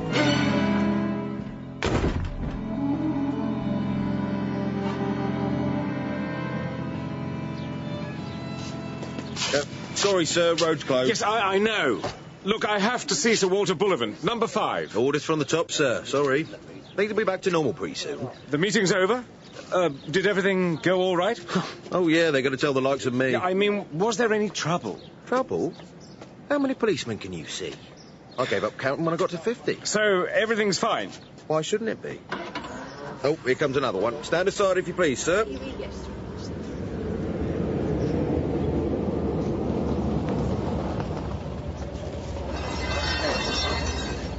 Thank you, Constable. My lord. Now, there's a real gent for you. I'll say there's a... Sir? You all right? Get out of the damned way! What the... What the devil? Sir Walter. I'm sorry, sir. I couldn't stop him. There's no time for that. Who was that man who just left? Walter, who is this person? Richard Hannay, Lord Whittaker, Admiralty. For God's sake, who was it? It was the First Sea Lord, Lord Alloa. Was he at your meeting? What damn business is that of yours? The plans, the naval defence plans. Did you talk about them? Yes, we did. Oh, for the love of heaven. Hannay, what are you saying? I'm saying that it wasn't Lord Alloa. Not Lord Alloa? It might have been his living image, but it wasn't him. It was the leader of the Black Stone.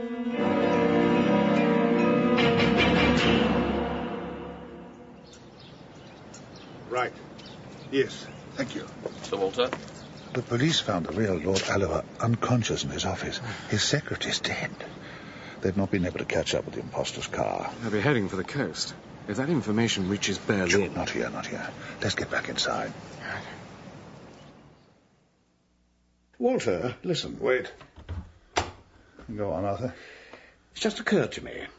General Royer, he took the only copies of the papers and he left a good 10 minutes before your Prussian. Did you discuss the plans? Pass them round? Yes, we did. Then he'll have them memorised. They're trained to do exactly that. The devil. The man must be stopped, whatever it takes. But how? He could be heading for any one of a dozen ports. 2 dozen. Sir Walter, where's the notebook? Here. Lord Whittaker, do you know anything about the 39 steps? The what? The 39 steps. Never heard of them. It has to be relevant. It has to be. Try some of the other words. Yes. Lunaville? Means nothing. Pavia? No. Trollheim. Hofgard. Ariadne. Romani. Ariadne? Yes. Oh, that's the German cruiser. She's putting into Dover tomorrow, perfectly in order. That has to be their escape route. But she won't be here until tomorrow, the 15th. Remember, everything's been moved forward. Everything but the getaway. They won't have had time to get new papers. Or will they? No, they won't. By heaven, we've got a breathing space. Yeah. All we have to do is get down to Dover and put a cordon No, on. I don't think it's that simple. Why not? Because of the 39 steps. I keep coming back to that. The 39 steps are a vital part of the plan. God, why the dickens couldn't Scutter have been more specific? Show me. The 39 steps. HT 101 7 PM. down. H.T. H.T. High tide. High tide? High tide. 10:17 p.m. That's it. That has to be it. But we still don't know what these steps actually are. Steps down to the water? Oh, it can't be that simple. Yes, it can. It could be a secret group of couriers or a ring of spies or something. No, if it was that complicated, Scutter would have spelt it out. The 39 steps are just steps. But why are they important? Why specify the number over and again? There must be several sets of steps, but only one with 39 treads. Scutter was telling us how to find the right one, the set they'd be using. Well done, Hannay. Save it for later. We still don't know where these blasted steps are. I believe I can be of assistance there. I want the charts from Cromer to Eastbourne. Sir. And the large-scale maps for the south and east coast. Sir. Do any of your staff live down that way? Get me anyone with a house down there, all relatives. Sir. And the tide tables. Sir.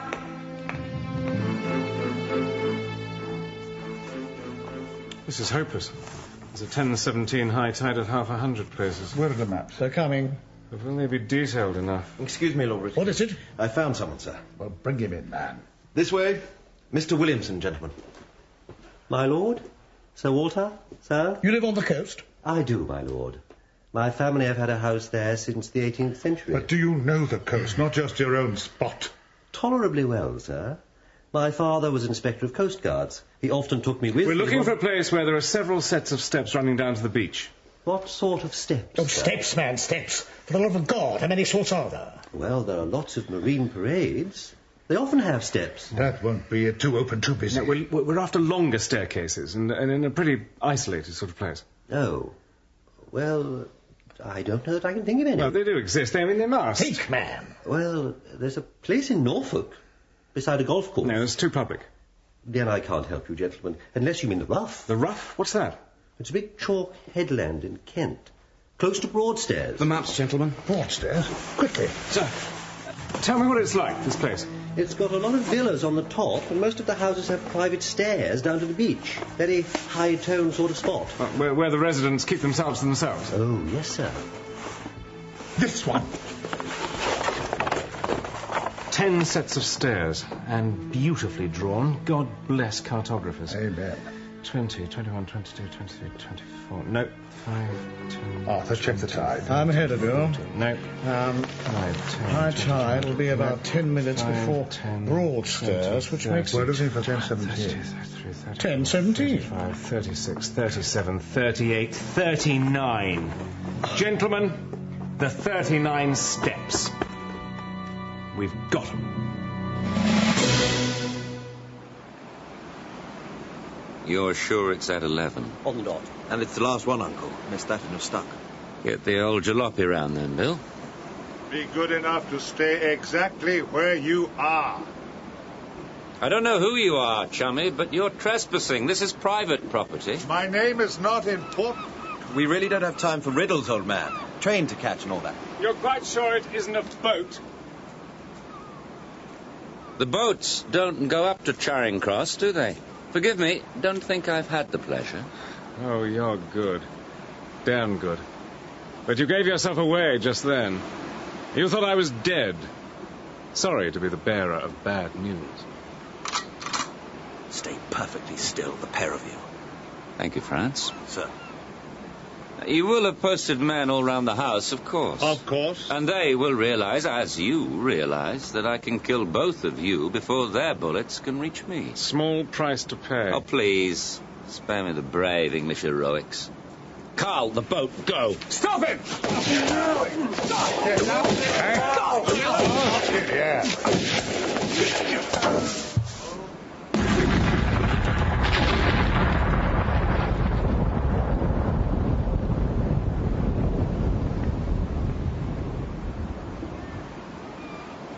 You can call off your thugs, Sir Walter. Oh, come now. Surely you're not surprised that I know who you are. I say you can call them off. All right, Johnson. These two aren't going anywhere. Sir. Thank you. The third man. Did you get the third man? Sorry, sir. He's safe. Away to the Ariadne with a full copy of your little secrets. Damn clever move, blowing up the steps behind him like that. He is gone. Your peace is gone, and we have triumphed. Der schwarze Stein ist in der Siegeskrone. Well, I hope you bear your triumph well. When Franz gets to the Ariadne, he'll find a rather different crew to the one he's expecting. And a rather different destination, too. She's been in our hands for the last 2 hours. My congratulations, Mr. Hannay. A most impressive operation. Thank you. Take them away.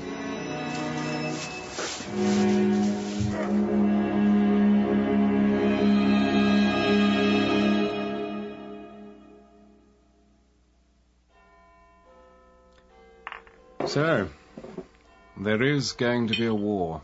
Inevitable, I'm afraid. Scutter was right again. Could we have done anything to prevent it, do you think? What if I'd come back earlier? Suppose I'd warned Karolites. It wouldn't have made a blind bit of difference. Things have been brewing for far too long. Scutter was right about that, too. Here. Thanks. I don't know. I just feel there must have been something. Hannay, if the Germans had got hold of those plans, it would have been all over in a single night. We'd have gone under before we knew it. Thanks to you, it's going to be very different. That's enough for any man. Yes, I suppose so. Thanks.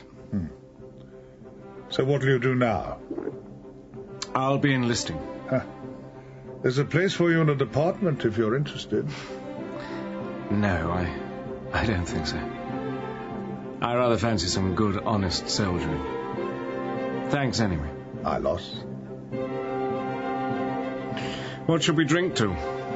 Peace? To victory. And a better world once the smoke's cleared. A better world.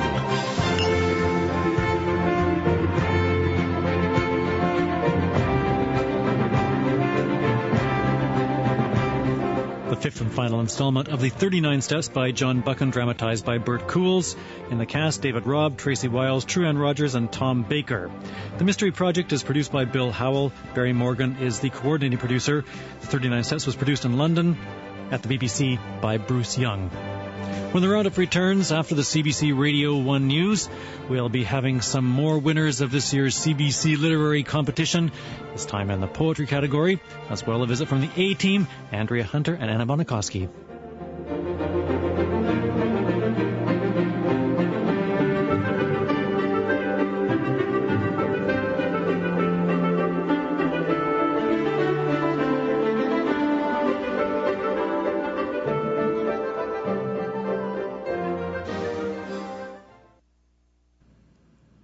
You're listening to CBC Radio 1, 91.5 in Ottawa.